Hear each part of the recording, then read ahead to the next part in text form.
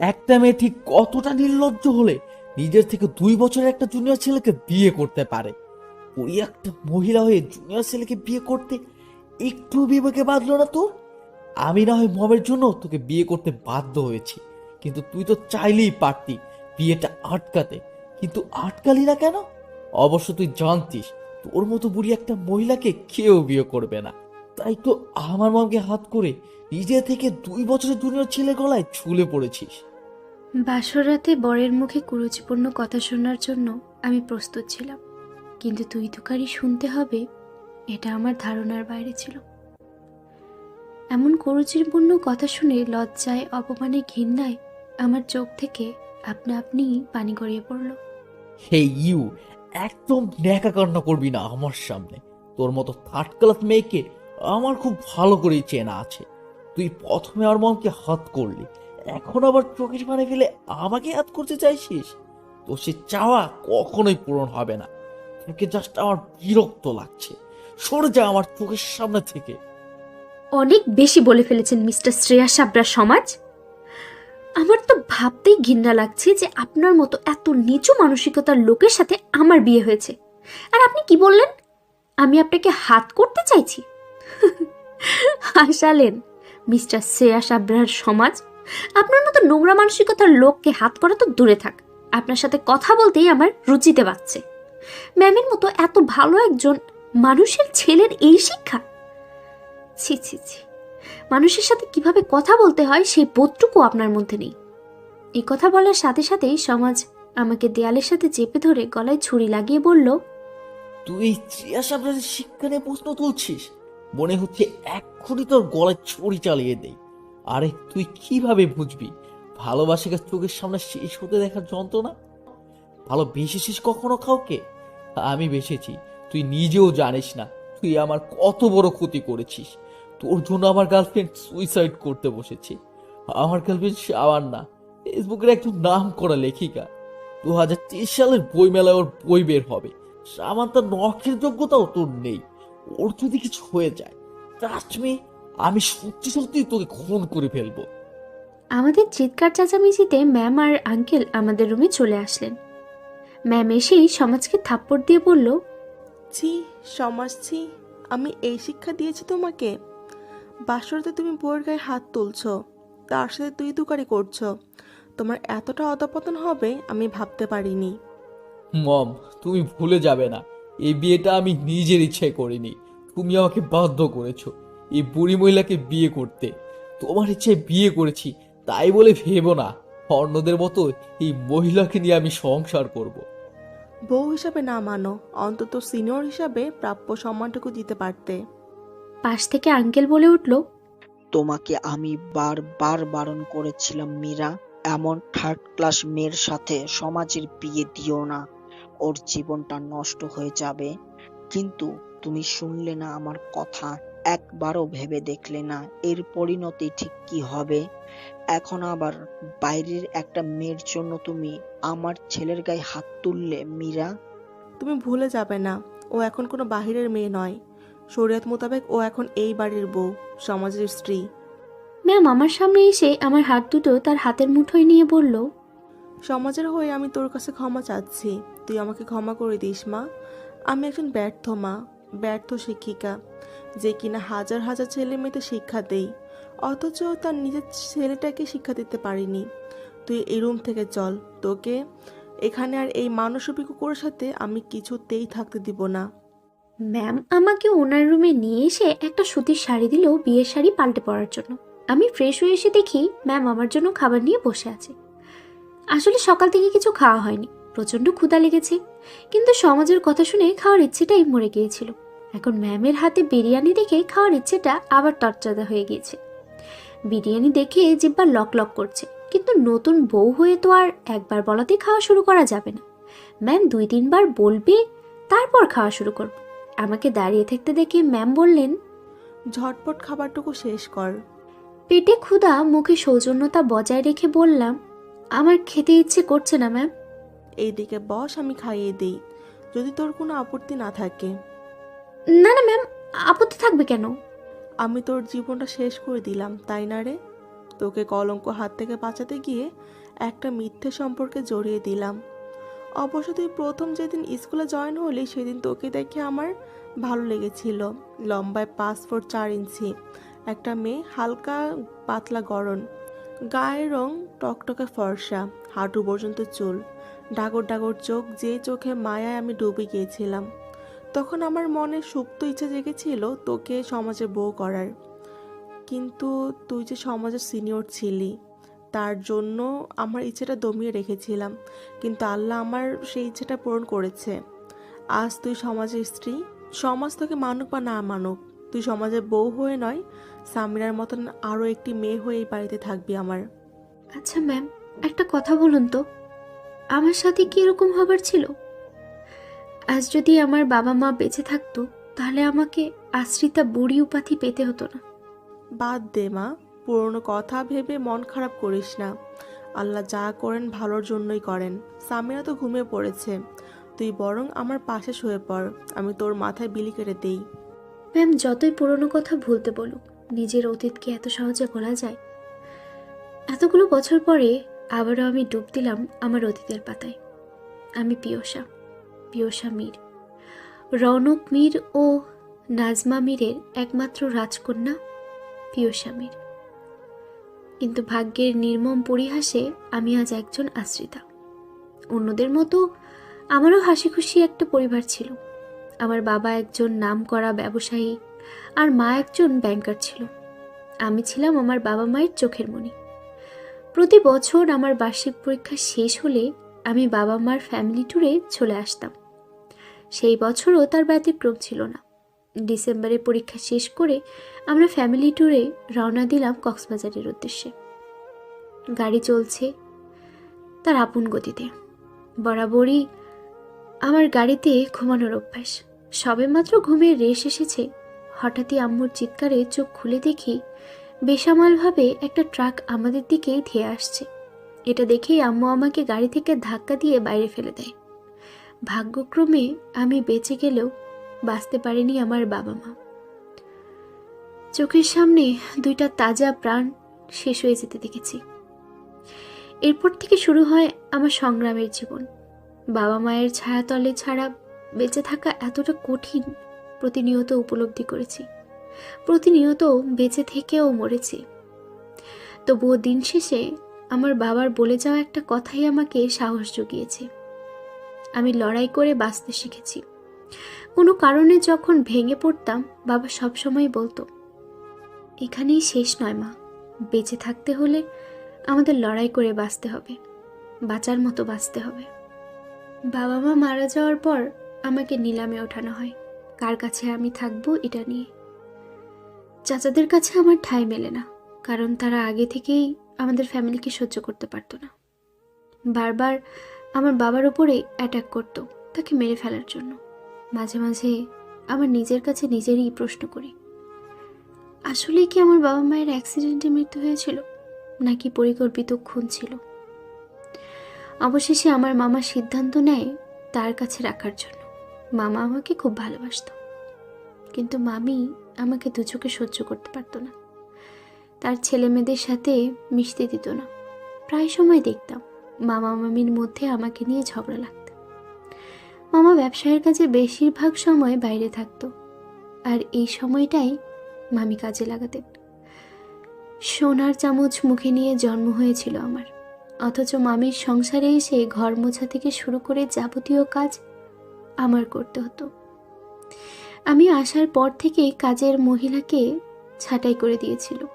সারাদিন কাজ করার জন্য বই পড়ার সময় পেতাম না। রাতে যখন সবাই ঘুমিয়ে যেত, তখন সারা গায়ে ব্যথা যন্ত্রণা নিয়ে বই পড়তাম। সারা রাত জেগে ফজরের দিকে যখন একটু ঘুমিয়ে পড়েছি, চোখে মুখে পানির ছিটা পেয়ে তড়িঘড়ি করে উঠে দেখি মামি অগ্নি চোখে আমার দিকে তাকিয়ে রয়েছে। কিরে নবাবের বেটি, বেলা কয়টা বাজে? সে খেয়াল আছে আপনার? পড়ে পড়ে ঘুমাচ্ছেন? বাসায় কাজগুলো কে করবে শুনি? তোর মা এসে করে দিয়ে যাবে? তোর মা বাবার সাথে তুই মরলি না কেন? আর মরলি না যখন, তখন আমার ঘাড়ে এসেই জুটলি কেন? সারাদিন কোনো কাজ করবে না, শুধু শুধু আমার অন্ন ধ্বংস করবে। আমি মোটেই বসে বসে আপনার অন্ন ধ্বংস করি না মামি। সারাদিন গাধার মতো খেটে মরি, অথচ একটা কাজের লোকের যে মর্যাদা সেই মর্যাদাটুকুও পাই না আমি।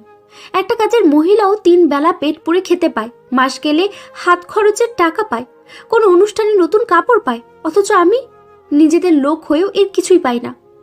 তোকে যে এই বাড়িতে আশ্রয় দিয়েছি, এটাই বা কম কিসের? আপনি ভুলে যাবেন না, মামার যত সম্পত্তি জমি জমা, এমনকি এই বাড়ির 1/3 আমার মায়ের। মায়ের অবর্তমানে তার উত্তরসূরি আমি, অথচ আপনারা জমি থেকে ফসল উৎপাদন করে হাজার হাজার টাকা ইনকাম করছেন, যার 1 কানা করিও আমি পাই না। সেই হিসেবে আমি আমারটাই খাচ্ছি, আপনার বা মামার কারোরই অন্ন ধ্বংস করছি না। কি বললি তুই? যত বড় মুখ নয় তত বড় কথা। আজ তোর এমন অবস্থা করব যাতে তুই আমার মুখের উপর কথা না বলতেই পারিস। কথাটা বলে মামি কিচেনে গিয়ে খুন্তি গরম করে নিয়ে এসে আমার মুখে চেপে ধরে। যন্ত্রণায় মনে হচ্ছিল আমার দেহ থেকে প্রাণ বেরিয়ে যাচ্ছে। তখন মনে হচ্ছিল, কেন বাবা মায়ের সাথে আমারও মৃত্যু হলো না। নিজের অতীত ভাবতে ভাবতে কখন যে ঘুমিয়ে পড়েছি বুঝতে পারিনি। ম্যামের ডাক শুনে ঘুম ভেঙে গেল। উঠে দেখি চারিদিকে ফজরের আজান দিচ্ছে। ম্যাম বললেন, কুয়াশা তাড়াতাড়ি উঠে ফ্রেশ হয়ে নামাজ পড়ে নে। পিয়াসা নাম পরিবর্তন করে কুয়াশা দেওয়া হলো। ঠিক আছে ম্যাম। এখনো ম্যাম বলবি? আমি না হয় তোর স্কুলের সিনিয়র, স্কুলের হেড ম্যাম, তুই আমার কলিগ, তাই বলে কি বাড়িতেও আমি তোর ম্যাম? আর যেন তোর মুখে ম্যাম ডাক না শুনি। রাতে কি বলেছিলাম ভুলে গেছিস? তুই সামিরার মতন আরও একটি মেয়ে আমার। মেয়ে হয়ে মাকে ম্যাম বলে ডাকে, এটা ভালো দেখায় না। ঠিক আছে আম্মু। এই তো আমার লক্ষ্মী মেয়ে, এইবার চল তো তাড়াতাড়ি নামাজ পড়ে নে। বাসায় আর কেউ পড়ে না নামাজ? সামিরা পড়ে, বাকি দুজন তাদের নাকি এখনো নামাজ পড়ার সময় হয়নি। অথচ তারা এইটা বোঝে না, মৃত্যু যখন আসবে তখন তাদের জন্য তওবা করার সময়টুকু দেবে না। আমি আর আম্মু নামাজ শেষে কিছুক্ষণ আড্ডা দিলাম। বেশ ভালো মনের মানুষ ম্যাম, অথচ তারই ছেলে একটা অমানুষ। আম্মু, আমি সবার জন্য চা করি? ঠিক আছে কর, তবে সাবধানে করিস। আম্মু তুমি চিন্তা করো না তো, এইসব রান্নাবান্না করতে করতে অভ্যস্ত হয়ে গেছি আমি। কিচেনে এসে সবেমাত্র চুলায় পানি বসিয়েছি, এমন সময় পেটে গরম কিছু অনুভব করলাম। মনে হচ্ছে কেউ সিগারেটের আগুন দিয়ে পুড়িয়ে দিচ্ছে। পিছনে ফিরতেই দেখি সায়ান। সমাজ নাম পরিবর্তন করে সায়ান দেওয়া হলো। কি সিনিয়র বেবি, খুব জ্বলছে তাই না? আমার এর থেকে বেশি জ্বলেছিল যখন তোমাকে বিয়ে করতে হয়েছিল। তোমার জন্য মম আমার গায়ে হাতও তুলেছিল। আমি তো এত সহজে তোমাকে ছেড়ে দিব না সিনিয়র বেবি। তোমার খুব শখ ছিল এই ত্রিয়া সায়নের বউ হবার, তাই না? এর ফল তুমি হারে হারে টের পাবে। আমার ধৈর্যের পরীক্ষা নিতে আসবেন না মিস্টার শ্রেয়া সাবরার সায়ান। আপনি হয়তো জানেন না, আমি একজন শিক্ষিকা, আর ধৈর্য না থাকলে কেউ শিক্ষকতার মতো এমন মহৎ পেশায় আসতে পারে না। এরকম সিগারেটের গরম ছ্যাঁকা, খুন্তির গরম ছ্যাঁকা খাওয়ার অভ্যাস আছে আমার। বাবা মা মরা মেয়ে কিনা, সুযোগ পেলে কেউ আঘাত করতে ছাড়ে না। তাই বলে আমাকে অবলা নারী ভাববেন না মিস্টার।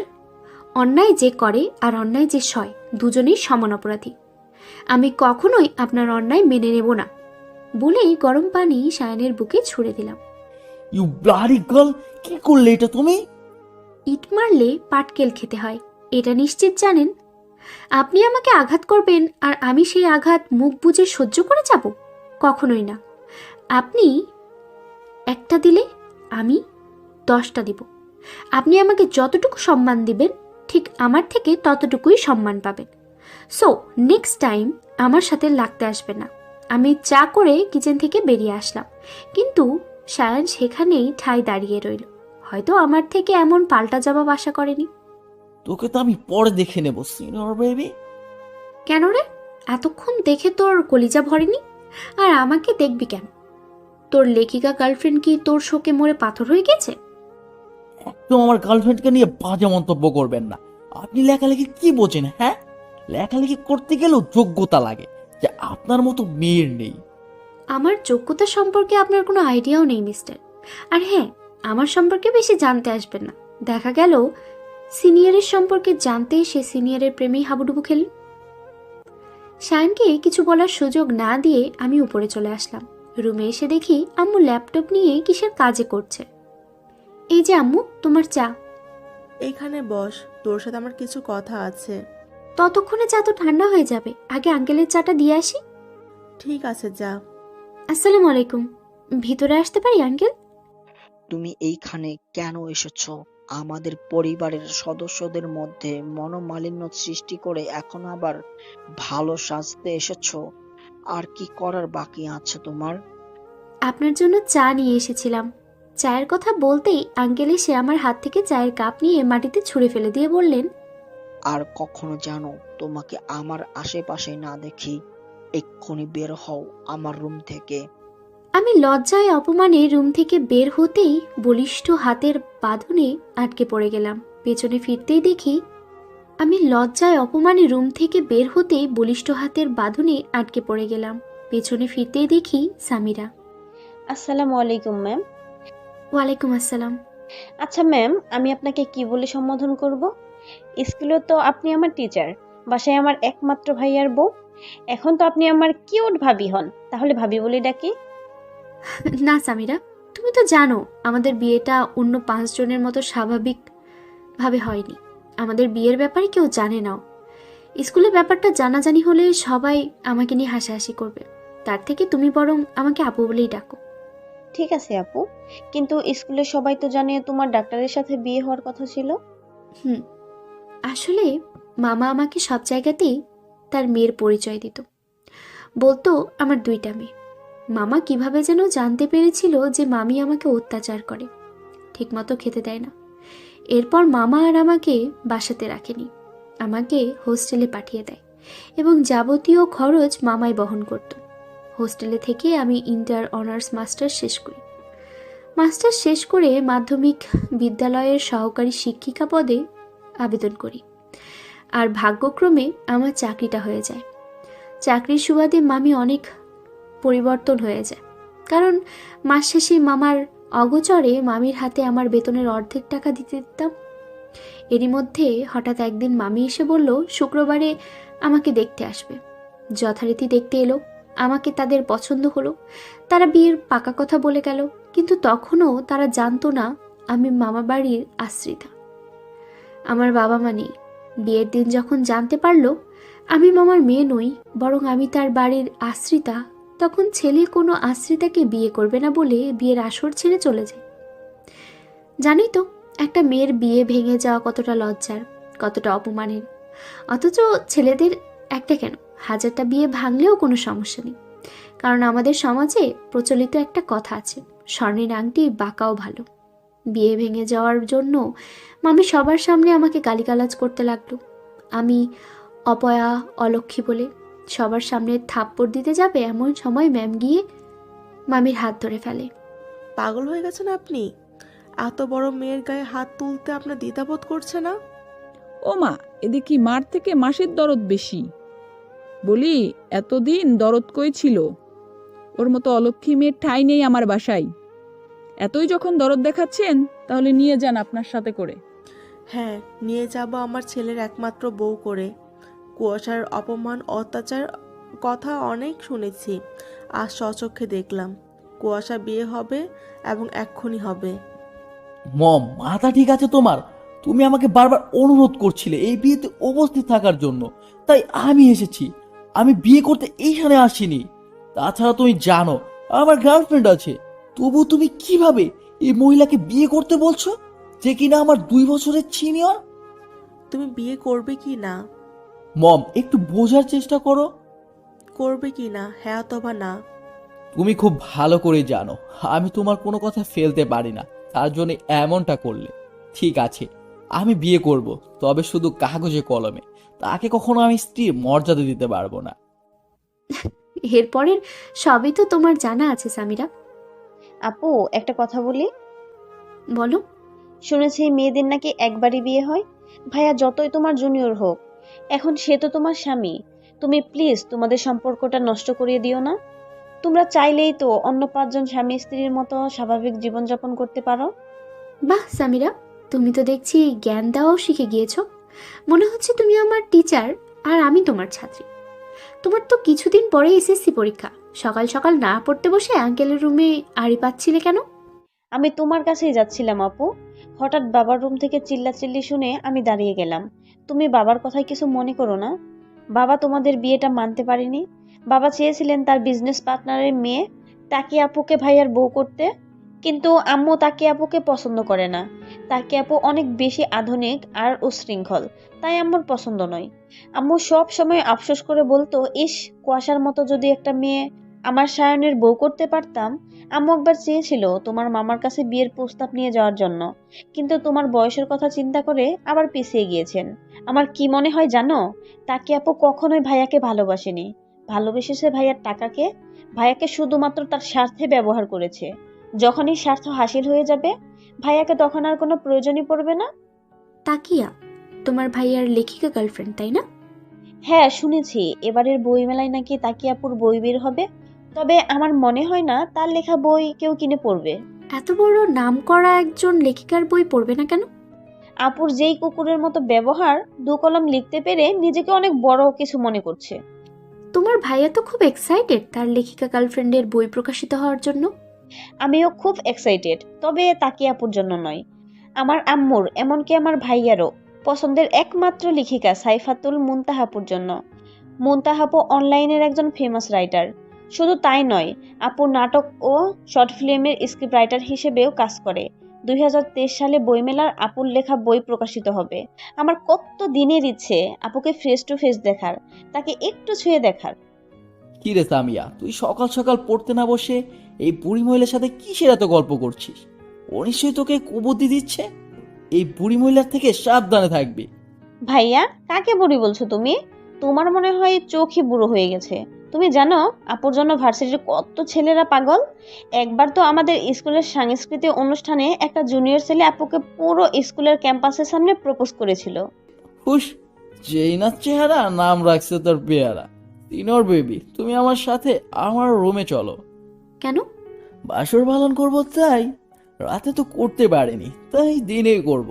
তুমি তাড়াতাড়ি রুমে আসো। আমি আপনার কথা শুনতে বাধ্য নই। কিভাবে বাধ্য করতে হয় আমার খুব ভালো করেই জানা আছে। আমি যখন বলেছি যাব না, আমার সম্পূর্ণ কথা শেষ হওয়ার আগেই সায়ান আমার হাত ধরে টানতে টানতে ওর রুমে নিয়ে গিয়ে দরজা বন্ধ করে দিয়ে শার্টের বোতাম খুলতে খুলতে আমার দিকে এগোতে লাগলো। এ কি, কোন ধরনের অসভ্যতামি শুরু করেছেন? শার্টের বোতাম খুলছেন কেন? তোমাকে দেখাতে। ছি ছি, আমি কি আপনার বডি দেখতে চাইছি? ডার্টি মাইন্ডের লোক একটা। I hate your dirty mind. তোমাকে এইটাই দেখাতে চাচ্ছি যে তুমি গরম পানি ছুঁড়ে আমার বুকে কি অবস্থা করেছো। দেখো কিরকম লাল বর্ণ ধারণ করেছে। তুমি কিভাবে পারলে ওইরকম ভাবে গরম পানি ছুটতে? নিজের বেলায় চালডা আর পরের বেলায় ধান্ডা। আপনি যে অমানুষের মতো আমাকে সিগারেটের আগুন দিয়ে পুড়িয়ে দিলেন, সে বেলায় কিছুই না। আপনাকে গরম পানি ছুঁড়েছি, বেশ করেছি। নেক্সট টাইম এই আঘাতই আপনাকে মনে করিয়ে দিবে আমার সাথে লাগতে আসার পরিণতি। এখন দরজা খুলুন, আমি বের হব। কি হলো, কথা কানে যায় না? ঠিক আছে, আমি নিজেই খুলে নিচ্ছি। বলেই যেই না দরজা খুলতে যাব, তখনই সায়ন পিছন থেকে আমার হাত মুচড়ে দিয়ে বলল, এত তাড়াতাড়ি আমি তোমাকে ছাড়ছি না সিনিয়র বেবি। আঘাত যখন তুমিই দিয়েছো, মলমও তুমিই লাগাবে। আমি কেন? আপনার লেখিকা গার্লফ্রেন্ডকে ফোন করুন, সে এসে আদর সোহাগ করে ক্ষত সারিয়ে তুলবে। তোমার ওই নোংরা মুখে তুমি আমার গার্লফ্রেন্ডের নাম উচ্চারণ করবে না। শুধুমাত্র তোমার জন্য তাকে আজ হসপিটালে মৃত্যুর সাথে পাঞ্জা লড়ছে। এর জন্য তুমি দায়ী। তাকে যদি সত্যিই কিছু হয়ে যায়, আমি কিন্তু তোমাকে ছেড়ে কথা বলবো না। ও মা গো, টুরু লাভ! আপনার টুরু লাভ কখনোই আপনাকে ভালোবাসে। আপনার লেখিকা গার্লফ্রেন্ড আপনাকে বলেছে সে সুইসাইড করতে বসেছে, কিন্তু আপনি কি সচক্ষে দেখেছেন? দেখেননি তো? না দেখেই আপনার লেখিকা গার্লফ্রেন্ডের অ্যাকাউন্টে হাজার হাজার টাকা ট্রান্সফার করেছেন। This is the main point. আপনার লেখিকা গার্লফ্রেন্ড কখনোই আপনাকে চায়নি, চেয়েছে আপনার টাকা। এখন আপনার মনে প্রশ্ন জাগতে পারে, আমি আপনার ব্যাপারে এত কিছু কিভাবে জানলাম? আম্মু শুধুমাত্র আমার কলিগ নয়, আমার একজন ভালো বন্ধু। আপনার প্রত্যেকটা কথা আম্মু আমার সাথে শেয়ার করত। আপনার নারী নক্ষত্র জেনে আপনাকে বিয়ে করেছে। কুয়াশা ম্যাম, আপনি খুব ভালো লেকচার দিতে পারেন। অনেক লেকচার শুনিয়েছেন, এবার দয়া করে ফ্রিজ থেকে বরফ নিয়ে এসে আমার ক্ষতস্থানে লাগিয়ে দিন। আমার ঠেকা পড়েনি, আমি পারবো না, নিজের কাজ নিজে করে নিন। বিয়ে করেছি কি নিজের কাজ নিজে করার জন্য? তার উপর আবার সিনিয়র বউ বিয়ে করেছি। ভাবছি ব্যবসা বাণিজ্য সব বাদ দিয়ে বোর টাকায় বসে বসে খাবো। আমি কিছু বলতে যাব তার আগেই দরজায় টোকা পড়লো। আপু, তুমি কি ভেতরে আছো? ভাইয়ার সাথে কিসের এত গল্প করছো, তাও আবার দরজা বন্ধ করে দিয়ে? আম্মু এক্ষুনি ডাকছে তোমাকে, তাড়াতাড়ি আম্মুর রুমে এসো। ঠিক আছে সামিরা, তুমি যাও, আসছি আমি। তুমি কোথাও যাচ্ছ না সিনিয়র বেবি, আগে আমার ক্ষতস্থানে বরফ লাগিয়ে দাও। আমি পারবো না, আম্মু ডাকছে, আসছি আমি বলেই দরজা খুলে চলে আসলাম। আম্মু ডাকছো? হ্যাঁ বস, তোদের বিয়েটা যেহেতু হুট করে হয়ে গিয়েছে, কেউ তোদের বিয়ের ব্যাপারটা জানে না, তাই আমি চাচ্ছিলাম ছোটোখাটো একটা বউভাতের আয়োজন করতে। তোর মামা মামিও তো আমাদের বাসায় আসেনি, এই সুযোগে তাদেরও দেখা হয়ে যাবে। না না আম্মু, শুধু শুধু কি দরকার আছে মানুষ আসানোর? আমাদের সমাজ জুনিয়রকে বিয়ে করাটা ভালো চোখে দেখে না, সেইখানে আমাদের সম্পর্কটাই ভিত্তিহীন। সেখানে কি প্রয়োজন আছে ঘরটা করে লোকজন জানানোর? ঠিক আছে, তুই যা বলিস তাই হবে। তুই যদি চাস এই কাগজ কলমের সম্পর্ক থেকে বেরিয়ে আসতে, আমি তোর ডিভোর্সের ব্যবস্থা করে দিব। তবে আমি মনে করি ডিভোর্স কোনো সমস্যার সমাধান নয়। আমি চাই তুই আর সায়ান 5টা স্বাভাবিক কাপলদের মতো সংসার কর। আমার ছেলেটা বড্ড অবুঝ, কিন্তু তুই তো ভালো মতো সব বুঝিস, তুই ওকে বোঝাবি। দেখ মা, সায়ন জুনিয়র হলেও এখন তোর স্বামী। তুই কেন তোর স্বামীর অধিকার ছেড়ে দিবি? তাকিয়া ভালো মেয়ে নয় মা, ওর কাজ হচ্ছে বড়লোক ছেলেদের হাত করে তাদের টাকা হাতিয়ে নেওয়া। তুই সায়নের স্ত্রী, তুই চাইলে পারবি তাকিয়া থেকে আমার ছেলেকে ফিরিয়ে আনতে। ঠিক আছে আম্মু, তুমি শুধু দেখবে আমার জুনিয়র বরের কি হাল করি আমি। এই সিনিয়রের প্রেমে যদি ওকে হাবুডুবু খাওয়াতে না পারি তো আমার নামও কুয়াশা নয়। প্রয়োজনে হুজুরের থেকে পড়া পানি এনে খাওয়াবো তোমার ছেলেকে। তারপর দেখবে তোমার ছেলে সারাক্ষণ বইয়ের আঁচলের তলায় ঘুরঘুর করবে আর সারাদিন কুয়াশা কুয়াশা করবে। Just wait and watch. পাগলি মেয়ে আমার। আমিও চাই আমার অবুঝ ছেলেটাকে একটু সবুদ্ধি হোক। তুই যদি আমার ছেলেকে তোর প্রেমের জলে ফাঁসাতে পারিস, আমি তোর এমন একটা গিফট দিব তুই যা কখনো ভাবতে পারবি না। ওকে ডান। তাহলে এখন থেকেই মিশন শুরু করে দে। কিভাবে শুরু করব, একটু ক্লু তো দাও। আমি তো আর আগে সংসার করে আসিনি যে বুঝতে পারবো কিভাবে জুনিয়র বরের সাথে প্রেমের আগুন জ্বালানো হয়। সেটা তোকে বলে দিতে হবে? আচ্ছা বাতাও, তুমি বলো তোমার ছেলে আর তোমার বর কি কি খেতে পছন্দ করে। তোমার বর তো আগেই আমাকে বলে দিয়েছে আমি যেন তার আশেপাশে না যাই। এখন আমি রান্না করলে তোমার বর কি আমার হাতে রান্না খাবে? আমার বর করিস কেন? বাবা হয় তোর। সে তো আমাকে বাবা ডাকার অধিকার দেয়নি। আমি বাবা ডাকলে দেখা গেল সে আমাকে ঠাটিয়ে একটা চড় দিয়ে বলল, এই মেয়ে, আমি তোমাকে বাবা ডাকার অধিকার দেইনি, কোন সাহসে তুমি আমাকে বাবা ডাকলে? না রে মা, মানুষটাকে যেমন উপরে উপরে শক্ত মনে হয়, ভেতরে ততটা নরম। আসলে আমি এক প্রকার জোর করে সায়নের বিয়ে দিয়েছি, তাই তোকে মানতে পারিনি। কিন্তু দেখিস আস্তে আস্তে সব ঠিক হয়ে যাবে। এখন ওই মানুষটা তোকে মাথায় করে রাখবে। তাই যেন হয় আম্মু। আম্মু আমি কিচেনে যাচ্ছি, দেখি আমার হাতে রান্না খেয়ে বর আর শ্বশুরের মন জয় করতে পারি কিনা। ঠিক আছে যা মা, রেনু তোকে রান্না করতে সাহায্য করবে। আমি স্কুলের কিছু কাজ বাকি রয়েছে, না হলে আমি তোকে সাহায্য করতাম। ঠিক আছে আম্মু, সমস্যা নেই, আমি সবটা সামনে নিতে পারবো। আমি আসলে অলরাউন্ডার বৌমা পেয়েছি। এখনকার যুগের মেয়েরা তো পড়াশোনা করলে কোনো কাজে হাত দিতে চায় না, তারা কাজ করতে না পারাটা যে গর্ব মনে করে।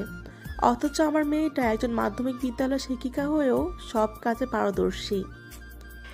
সবাই তো আর আমার মতো বাবা মা মরা মেয়ে নয় আম্মু। আমি কি তোর মা নয়? এরপর তুই যদি আর কখনো মুখে বাবা মা মরা মেয়ে বলতে শুনি, তখন আমি তোর মুখ সেলাই করে দিব। সরি আম্মু, ভুল হয়ে গেছে। এই যে দেখো কান ধরছি। এইবারের মতন ক্ষমা করে দিলাম, নেক্সট টাইম কিন্তু পিটুনি পড়বে। ওকে আম্মু। আমি কি আপনাকে হেল্প করবো আপামনি?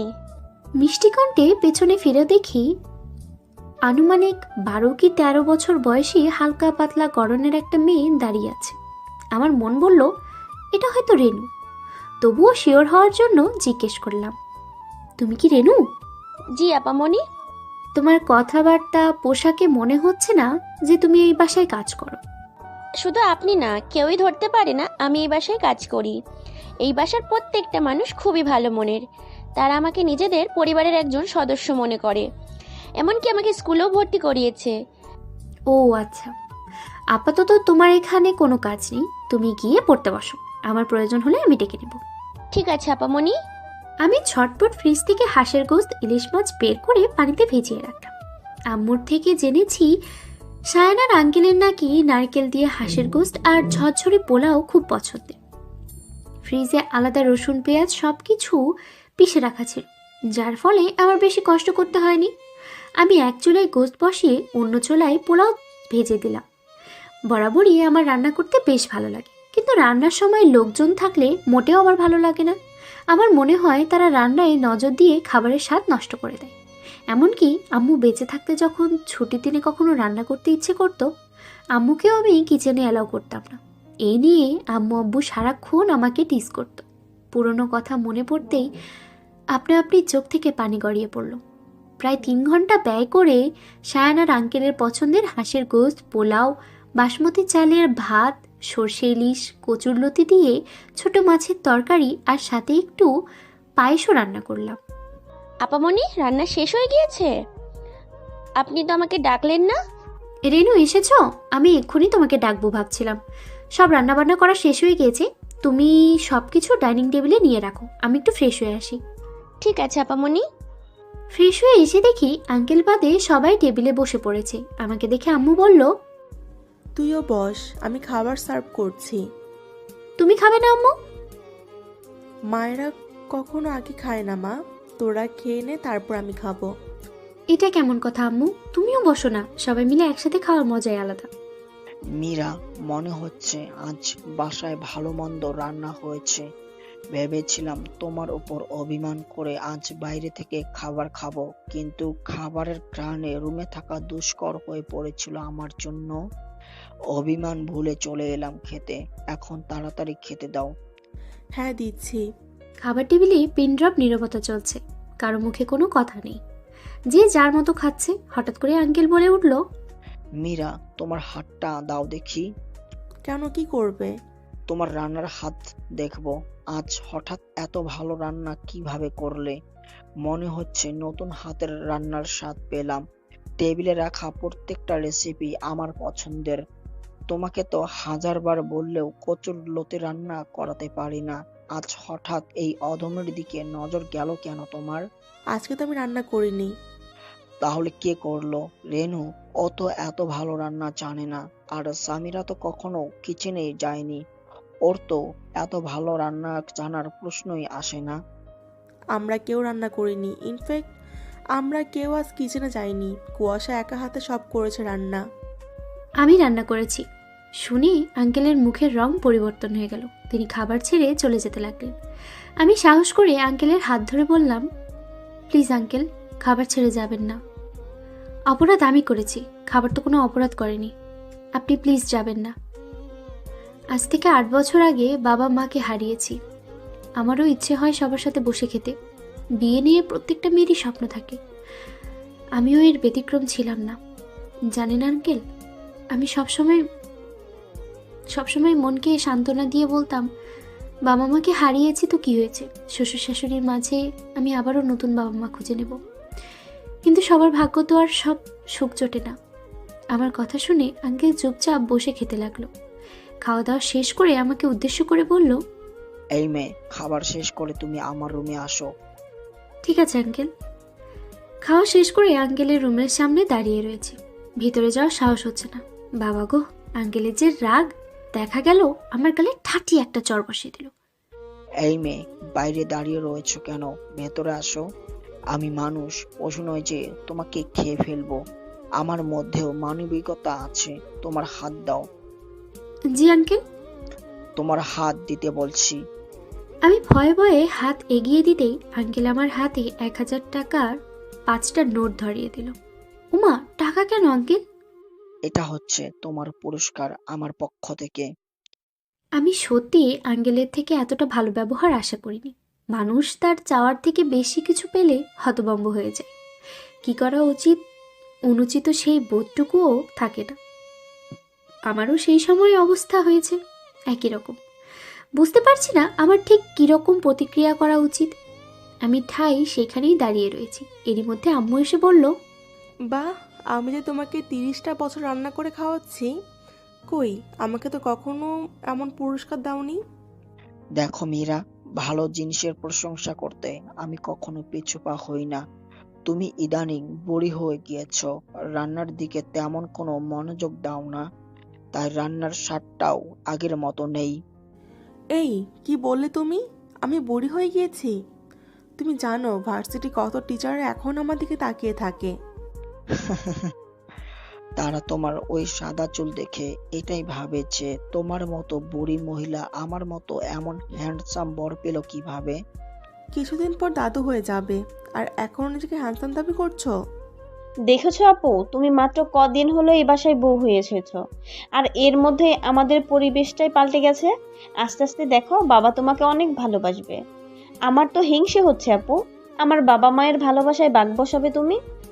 তোমাকে তো এই বাসায় তো রেখেইছি, তাই না সামিরা? তোমার এসএসসি পরীক্ষা শেষ হলেই আম্মুকে বলে তোমাকে এই বাসা থেকে বিদায় করে দেব। আমিও আমার ভালোবাসার উপরে তোমার ভাগ বসাতে দেব না। আমি তো এত তাড়াতাড়ি বিয়ে করব না আপু। আমি তো তোমার মতো আম্মুর মতো একজন ভালো আদর্শ শিক্ষিকা হব। আপু, তুমি বরং ঝটপট আমাকে ফুপি বানিয়ে দাও। বলেই সামিরা এক দৌড়ে রুমে চলে গেল। রুমে এসে দেখি সায়ান কোলের উপরে ল্যাপটপ বসিয়ে কাজ করছে। আমি তড়িঘড়ি করে ল্যাপটপ সরিয়ে সায়ানের কোলের উপরে বসে পড়লাম। সিনিয়র বেবি, তোমার সাহস কিন্তু দিন দিন বেড়েই চলেছে। সকালে ঘটনা কি তুমি ভুলে গিয়েছো? তোমার সাহস হলো কি করে আমার কোলে বসার?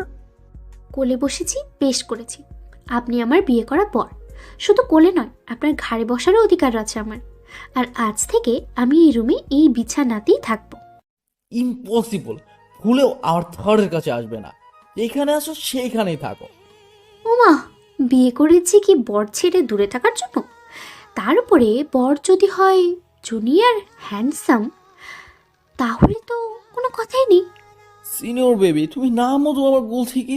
তুমি যেই মুটকির মুটকি, আমার হাড্ডুগুটি ভেঙে গুঁড়ো গুঁড়ো হয়ে গেল। সিরিয়াসলি আমি মুটকি? কোনো সন্দেহ আছে?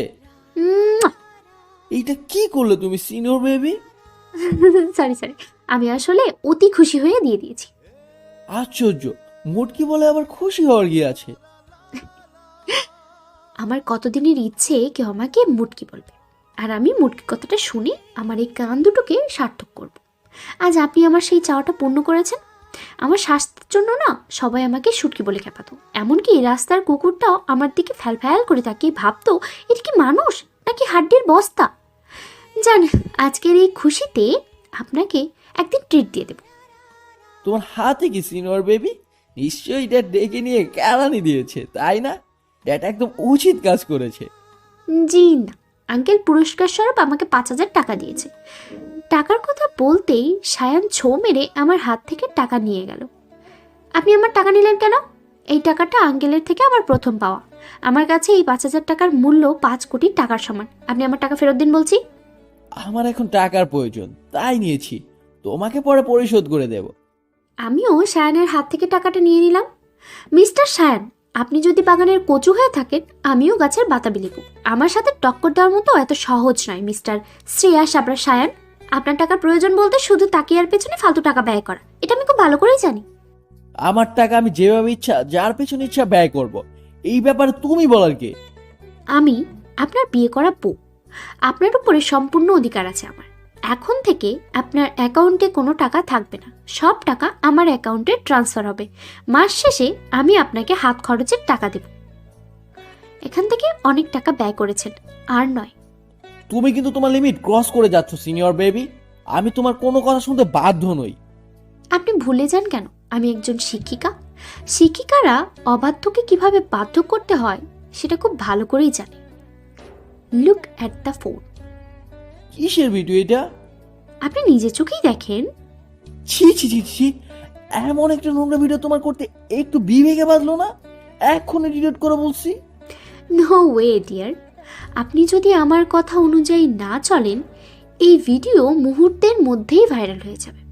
তো মিস্টার জুনিয়র, একবার ভেবে দেখুন তো, আপনার এই লজ্জাজনক ভিডিও একবার যদি ভাইরাল হয়ে যায়, আপনার নাম, যশ, খ্যাতি, ক্যারিয়ার, এমনকি আপনার লেখিকা গার্লফ্রেন্ডও হাতছাড়া হয়ে যাবে। নাও ইয়োর চয়েস, আমার কথা অনুযায়ী চলবেন নাকি ভিডিও ভাইরাল করব? গতকাল রাতে আমার ট্রাউজার খুঁজে পাচ্ছিলাম না, তাই লুঙ্গি পরে ঘুমিয়েছিলাম। লুঙ্গিতে আমার দুর্বলতা রয়েছে, আর তুমি আমার সেই দুর্বলতার সুযোগ নিয়েছো। তুমি মোটেও ঠিক করেনি সিনিয়র বেবি। রাতে আমার লাগেজ নিতে এসে দেখি যে আপনার লুঙ্গি আকাশে উঠে গেছে। আমিও ভাবলাম আপনার মতো ঘাড় তেরাকে সোজা করতে এর থেকে ভালো কোনো অস্ত্র আর নেই। ব্যাস ভিডিও করে নিলাম। কিন্তু আপনি তো আমার কথা অনুযায়ী চলবেন না, তার চেয়ে বরং ভিডিওটা আমি ভাইরাল করেই দিই। অনেক লাইক কমেন্ট শেয়ার হবে, আপনার ভিডিও ভাইরাল করে আমিও ভাইরাল হয়ে যাব। এক মাসে কিন্তু শীত যায় না, আমারও সময় আসবে, তখন আমি তোমাকে ঠিক দেখে নেব। উপস জুনিয়র, বিশ্বাস করো আমিও চাই তুমি আমাকে দেখো। আমি তো তোমাকে দেখতে বারণ করিনি, তাই না? দেখো না, কলেজে পড়ে দেখো। খুব মজা লাগছে তোমার, তাই না? অবশ্যই, কি করবো বলো, সোজা আঙ্গুলে যখন ঘি না ওঠে তখন আঙ্গুল তো বাঁকা করতেই হয়। সায়নের সাথে এভাবে মজা আর খুনছুটিতেই কেটে যায় এক সপ্তাহ। বিয়ে উপলক্ষে স্কুল থেকে এক সপ্তাহে ছুটি নিয়েছিলাম। আজ থেকে আবার স্কুলে জয়েন করতে হবে। আমি তাড়াতাড়ি উঠে ফজরের নামাজ পড়ে নিলাম। সায়নকে অনেকবার ডাকলাম কিন্তু উঠল না। আমি জানি সায়ন জেগে জেগে ঘুমানোর ভান করছে যাতে নামাজ পড়তে না হয়। সায়ান খুব খারাপ হয়ে যাচ্ছে, কিন্তু সিনেমাতে দেখতাম গাড়ি নিয়ে গাছের সাথে অ্যাক্সিডেন্ট করে নায়ক নায়িকার স্মৃতি শক্তি সব হারিয়ে যেত। কিন্তু তোমার কি অতিরিক্ত ঘুমের কারণে স্মৃতিশক্তি হারিয়ে গেল নাকি? তুমি কি ডিলের কথা ভুলে গিয়েছো? এখন থেকে ঠিক 5 মিনিট সময় দিলাম, এর মধ্যে যেন দেখি তুমি মসজিদে চলে গেছো। আর আমার কথার অবাধ্য হলে জানোই তো কি করব। বেশি কিছু করব না বেবি, শুধু ভিডিওটা না ভাইরাল হয়ে যাবে। যাচ্ছি তো সিনিয়র বেবি, এত পেয়ারা দাও কেন? সোজা করে বললেই তো পারো। আমি রুমটা গুছিয়ে কিচেনে চলে গেলাম। কিচেনে গিয়ে দেখি আম্মু নাস্তা রেডি করছে। আমি আম্মুকে পেছন থেকে জড়িয়ে ধরে বললাম, গুড মর্নিং আম্মু। Good morning to baby. তুমি কিচেনে কেন আম্মু? আমি রান্না করতাম। তুই তো এই এক সপ্তাহ রান্না করছিস মা, আজ থেকে আবার তোর স্কুলে জয়েন করতে হবে। এখন রান্না করে আবার দিনভর বকবক করতে হবে, অনেক কষ্ট হয়ে যাবে তোর। আমার তো তেমন ক্লাস নিতে হয় না, কিন্তু তোর তো অনেকগুলো ক্লাস নিতে হয়, তাই ভাবলাম আমি রান্নাটা করি, তুই বরং ছুটির দিনে রান্না করিস। ঠিক আছে আম্মু। আমি নাস্তা সেরে রেডি হয়ে স্কুলে চলে আসলাম। স্কুলে এসে মিনহাজ স্যারের সাথে দেখা হয়ে গেল। আরে কুয়াশা, কেমন আছো? আলহামদুলিল্লাহ ভালো, আপনি কেমন আছেন স্যার? আমার আর ভালো থাকা কই হলো, বাদ দাও আমার কথা। তোমার সংসার জীবন কেমন চলছে? আপনাকে তো বলা হয়েছিল, আসলেন না কেন বিয়েতে? চোখের সামনে নিজের ভালোবাসার মানুষকে অন্যের হাতে দেখার সাহস আমার ছিল না কুয়াশা। মানে কি স্যার, কে আপনার ভালোবাসার মানুষ? মিনহাজ স্যার আমার কথার উত্তর না দিয়ে বলল, কুয়াশা চল আমরা ক্যান্টিনে গিয়ে বসি, যদি তোমার কোনো আপত্তি না থাকে। ক্লাস শুরু হওয়ার এখনো দেরি আছে। ঠিক আছে স্যার চলুন। আমরা ক্যান্টিনে গিয়ে বসলাম।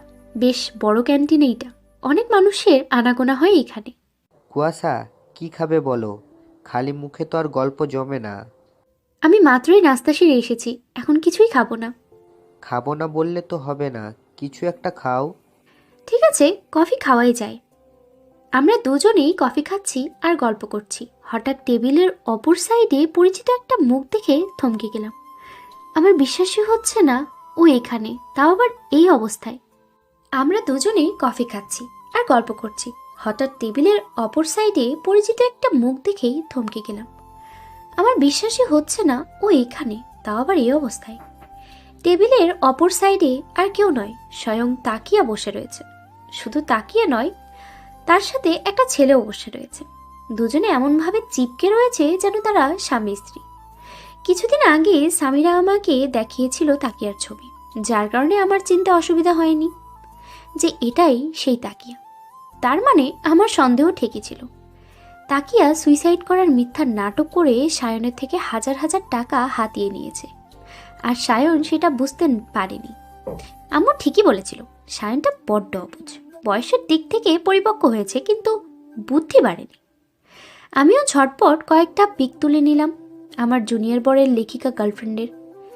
কিন্তু একটা বিষয় আমি কিছুতেই বুঝতে পারছি না। আমি যতটুকু জানি তাকিয়া একজন বড়লোক বাবার মেয়ে। ওর তো টাকা পয়সার কোনো অভাব থাকার কথা নয়। তারপরও তাকিয়া সায়নের থেকে কেন মিথ্যা কথা বলে টাকা নেয়? কি এমন কারণ থাকতে পারে? এ কি কুয়াশা, কফি খাচ্ছ না কেন? ঠান্ডা হয়ে যাবে তো। এই যে খাচ্ছি তো। তোমাকে কোনো কারণে চিন্তিত লাগছে। কি হয়েছে কুয়াশা? আমাকে বন্ধু মনে করে বলতে পারো। কিছু না স্যার, আজকে নবম শ্রেণীতে আমার জাবেদের ক্লাস নিতে হবে। বাসা থেকেও প্রিপারেশন নিয়ে আসিনি, তাই ভাবছিলাম ঠিকমতো পারবো তো ক্লাস নিতে। তুমি বরং এখন বইয়ের পাতায় একটু চোখ বুলিয়ে নাও। আমার এখনই ক্লাস শুরু হবে। আসছি আমি, বাই। ঠিক আছে স্যার। মিঠান স্যারের সাথে কথা বলতে বলতে টেবিলের অপর সাইডে কখন যে ফাঁকা হয়ে গেছে বুঝতেই পারিনি। ও শিট! সাপুরে বিন বাজানোর আগেই সাপ হাতছাড়া হয়ে গেল। কোনো ব্যাপার না, গর্ত খুঁড়ে কিভাবে সাপ বের করতে হয় এই কুয়াশার খুব ভালো করেই জানা আছে। ক্যাশ কাউন্টারে বিল পেমেন্ট করতে গিয়ে শুনি মিনহাজ স্যার বিল পরিশোধ করে গিয়েছে। আচ্ছা আঙ্কেল, 4 নম্বর টেবিলে যারা বসেছিল আপনি কি তাদেরকে চেনেন? আমি তো খেয়ালই করিনি মা। আচ্ছা 2 মিনিট অপেক্ষা করো, আমি সিসি ক্যামেরা চেক করে বলছি। ঠিক আছে আঙ্কেল। মা, এই মেয়েটার নাম তাকিয়া, আর সাথে ওর হাজব্যান্ড রিয়ান। কিছুদিন আগে ওদের বিয়ে হয়েছে। তাকিয়ার বাবা আমার পরিচিত, আমিও উপস্থিত ছিলাম ওদের বিয়েতে। ঠিক আছে আঙ্কেল, ধন্যবাদ। ক্যান্টিন থেকে বেরিয়ে সোজা ক্লাসে চলে আসলাম, কিন্তু মনোযোগ দিতে পারছি না। তাকে আর ব্যাপারটা আমার মস্তিষ্কে গেঁথে গেছে। আমি ভেবেছিলাম সাধারণ সাপ হবে, কিন্তু এখন তো দেখছি সাক্ষাৎ কালনাগিনী। তাজা একটা বর থাকতেও আমার ভোলা ভালা জুনিয়র বরের থেকে টাকা হাতিয়ে নিচ্ছে। ব্যাপার কেমন এক ফুলদম মালি টাইপের হয়ে গেল। তাকে আর ব্যাপারটা নিয়ে ছক করছিলাম। এরই মধ্যে স্টুডেন্টরা বলে উঠল, ম্যাম, আমরা জাবেদা ডেবিট ক্রেডিট হিসাবটা কিভাবে নির্ণয় করব বুঝতে পারছি না। সমস্যা নেই, আমি বুঝিয়ে দিচ্ছি। হিসাব 5 প্রকার, এটা নিশ্চিত তোমরা জানো? জি ম্যাম। 5 প্রকার হিসাব হলো সম্পদ, দায়, মালিকানা সত্ত্ব, আয়, ব্যয়। এর মধ্যে সম্পদ আর ব্যয় বৃদ্ধি পেলে ডেবিট, আর হ্রাস পেলে ক্রেডিট। অপরদিকে দায় মালিকানা সত্ত্ব আয় বৃদ্ধি পেলে ক্রেডিট, আর হ্রাস পেলে ডেবিট। যেমন একটা উদাহরণ দিই। নগদ 10,000 টাকা দিয়ে একটা আলমারি ক্রয় করা হলো। এইখানে আলমারি ক্রয় করার ফলে আমাদের সম্পদ বৃদ্ধি পেয়েছে, আর নগদ অর্থ হ্রাস পেয়েছে। তাহলে আমাদের জাবেদা হবে সম্পদ বৃদ্ধি পাওয়ার জন্য আলমারি হিসেব ডেবিট, আর নগদ অর্থ কমে যাওয়ার জন্য নগদার হিসেব ক্রেডিট। অন্যদিকে উদাহরণ দিই আরেকটা। কামালের নিকট নগদে বিক্রয় 5,000 টাকা। এখানে নগদে বিক্রয় করার ফলে নগদ টাকা বৃদ্ধি পেয়েছে, আর বিক্রয় করার ফলে আয় বৃদ্ধি পেয়েছে। তাহলে এখানে জাবেদা হবে নগদ টাকা বৃদ্ধির কারণে নগদান হিসেব ডেবিট, অপরদিকে আয় বৃদ্ধি পাওয়ার কারণে বিক্রয় হিসাব ক্রেডিট। এই একই নিয়মে সব জাবেদা করতে হবে। আগে বুঝতে হবে কোন হিসাবটা বৃদ্ধি পেয়েছে আর কোনটা হ্রাস পেয়েছে। আশা করি তোমরা বুঝতে পেরেছো। জি ম্যাম, পারবো আমরা। লাঞ্চের পর আরও 2টা ক্লাস শেষ করে আমি আম্মুর বাসায় ফিরে এলাম। রুমে এসে দেখি সায়ন ল্যাপটপ নিয়ে কাজ করছে। সায়ন, আমার জন্য 1 গ্লাস ঠান্ডা শরবত নিয়ে আসো তো, খুব ক্লান্ত লাগছে। একটু তাড়াতাড়ি যাও, আমি ততক্ষণে ফ্রেশ হয়ে আসি। আমাকে বলছো? আমার কি দ্বিতীয় বর আছে যে তাকে বলবো? আমি নিজেই কখনো জগ থেকে গ্লাসে পানি ঢেলে খাই না, আর তোমাকে আমি শরবত করে এনে খাওয়াবো? হাউ পানি! সায়ন, তোমাকে কিছু দেখানোর আছে আমার। আমার কিছু দেখা লাগবে না সিনিয়র বেবি। তোমার কিছু দেখানোর মানেই আমার মান সম্মান নিয়ে টানাটানি করা। তার থেকে বরং আমি তোমার জন্য শরবত করে নিয়ে আসছি। এই তো বইয়ের বাধ্য গুলুমুলু বর একটা। গাল টেনে দিয়ে বললাম, এই একদম আমার গাল ধরে টানবে না, বিরক্ত লাগে এইটা আমার। আমার সেই ছোটবেলার অভ্যাস, বাচ্চাদের দেখলে গাল টানতে না পারলে ভালো লাগে না। এটাকে আদর করা বলে, বুঝলে? দরকার নেই আমার এমন আদরের। ঠিক আছে, তুমি তাড়াতাড়ি শরবত নিয়ে আসো। ফ্রেশ হয়ে এসে দেখি সায়ন সত্যি সত্যিই শরবত নিয়ে এসেছে। এই নাও তোমার শরবত। এখন আবার মুখে তুলে খাইয়ে দিতে বলো না যেন। অবশ্য তুমি চাইলে দিতে পারো, আমি কিছু মনে করব না। তুমি ভেবো না সিনিয়র বেবি, আমি তোমাকে ভালোবেসে শরবত করে নিয়ে আসছি। শুধুমাত্র ভিডিওটার জন্য ব্ল্যাকমেলের শিকার হয়ে আমাকে এত কিছু করতে হচ্ছে। তোমার মতো কত ঘাটটারা পোলাপাইন এক চুটকিতে সোজা করে দিয়েছি, আর তুমি কি না বাসুরতে আমার গলায় ছুরি চালিয়ে দিয়েছিলে। সত্যি সায়ন, তোমার সাহসের প্রশংসা করতে হয়। তুমি যার কারণে আমার গলায় ছুরি ধরেছিলে, তোমার সেই লেখিকা গার্লফ্রেন্ড যে বিবাহিত, তুমি কি জানো? তাকে আর বিয়ের কথা জানার পরে সায়নের মধ্যে কোনো প্রতিক্রিয়া লক্ষণ করা গেল না। আমি তো ভেবেছিলাম হয়তো গার্লফ্রেন্ডের বিয়ের সংবাদে বেচারা কান্নাকাটি করে রুমের মধ্যে হাঁটু পানি বানিয়ে দেবে, বাট সেরকম কিছুই হলো না। তুমি কিভাবে জানলে? আর তুমি যে সত্য কথা বলছো তারও তো কোনো প্রুফ নেই। প্রুফ আছে সায়ন, এতটা কাঁচা খেলোয়াড় আমি নই। আমি জানতাম তুমি মুখের কথায় বিশ্বাস করবে না, তাই প্রমাণ সঙ্গে করেই নিয়ে এসেছি। Look at the phone. প্রথমত, স্বামী স্ত্রী না হলে কখনো কেউ এভাবে চিপকে থাকবে না। আর দ্বিতীয়ত, এই রেকর্ডটা যা আমি ক্যাশ কাউন্টারের আঙ্কেলের মুখে শুনেছি। দেখো সায়ন, অনেক হয়েছে, আর নয়। তোমাকে আমি বারবার বলেছি তাকিয়া ভালো মেয়ে নয়, ওর থেকে ফিরে এসো প্লিজ। আমি বলছি না আমাকে ভালোবাসার জন্য, স্ত্রীর মর্যাদা দেওয়ার জন্য। তুমি তাকিয়ার থেকে ফিরে এসো, এসবের কোনো প্রয়োজন নেই আমার। তবুও তুমি তাকিয়ার থেকে ফিরে এসো। এটা শুধু আমার একার নয়, আম্মুরও অনুরোধ। সরি, আমি তোমাদের অনুরোধ রাখতে পারবো না। আমি চাইলেও তাকিয়া আমাকে মুক্তি দেবে না। আমার যে তাকিয়ার কাছে হাত পা বাঁধা রয়েছে। কেন সায়ান? চুপ করে থেকো না সায়ান, আমি কিছু জিজ্ঞেস করছি। আমি বলতে পারবো না সিনিয়র বেবি। চুপ করে থাকা কোনো সমস্যার সমাধান নয়। তোমার জন্য প্রতিনিয়ত আম্মু কষ্ট পাচ্ছে। আমি চোখের সামনে আম্মুর কষ্ট সহ্য করতে পারবো না। তুমি প্লিজ বলো সায়ান। এরপর সায়ান যা বলল তা শোনার জন্য আমি মোটেও প্রস্তুত ছিলাম না। তাকে আর সত্য উদ্ঘাটন করতে এসে যে এত বড় একটা সত্যের মুখোমুখি হতে হবে আমি কখনো ভাবিনি। আজ থেকে 8 বছর আগের ঘটনা। আমি তখন নতুন নতুন ড্রাইভিং শিখেছি। ডিসেম্বরে আমার পরীক্ষা শেষ করে আমরা ফ্রেন্ড সার্কেলে সবাই মিলে গ্রামে ঘুরতে যাই। আমার দাদুর বাড়ি। আমাদের ফ্রেন্ড সার্কেলে তাকিয়া সহ আরও 2টা মেয়ে ছিল। গ্রামের পরিবেশে আসলেই ভিন্ন। আমরা শহরের চার দেয়ালে বন্দি থেকে সেই ভিন্নতা অনুভব করতে পারি না। গ্রামে ভোরবেলা পাখির কিচিরমিচির শব্দ, দূর থেকে মক্তব্যের বাচ্চাদের কোরআন তেলাওয়াতের মধুর কণ্ঠে ঘুম ভেঙে যায়। শহরের মতো গ্রামে ঝর্ণা নেই, আছে পুকুর। সেখানে মুক্ত হাঁসের মতো সাঁতরে বেড়ানো যায়। গ্রামে বিদ্যুতের আনাগোনা নেই, আছে আকাশ ভরা জ্যোৎস্না। আর রান্না করার কথা না বললেই নয়। এখানে মাটির উনুনে রান্না করা হয়, যার স্বাদ শহরে গ্যাসের চুলায় রান্না করা খাবারের স্বাদকে হার মানিয়ে দেয়। এইভাবে মজার মজার খাবার, প্রাচীন পরিবেশ, হাসি ঠাট্টা, মজা, খুনসুটিতে কখন যে গ্রাম থেকে বিদায় নেওয়ার সময় হয়ে যায় বুঝতেই পারিনি।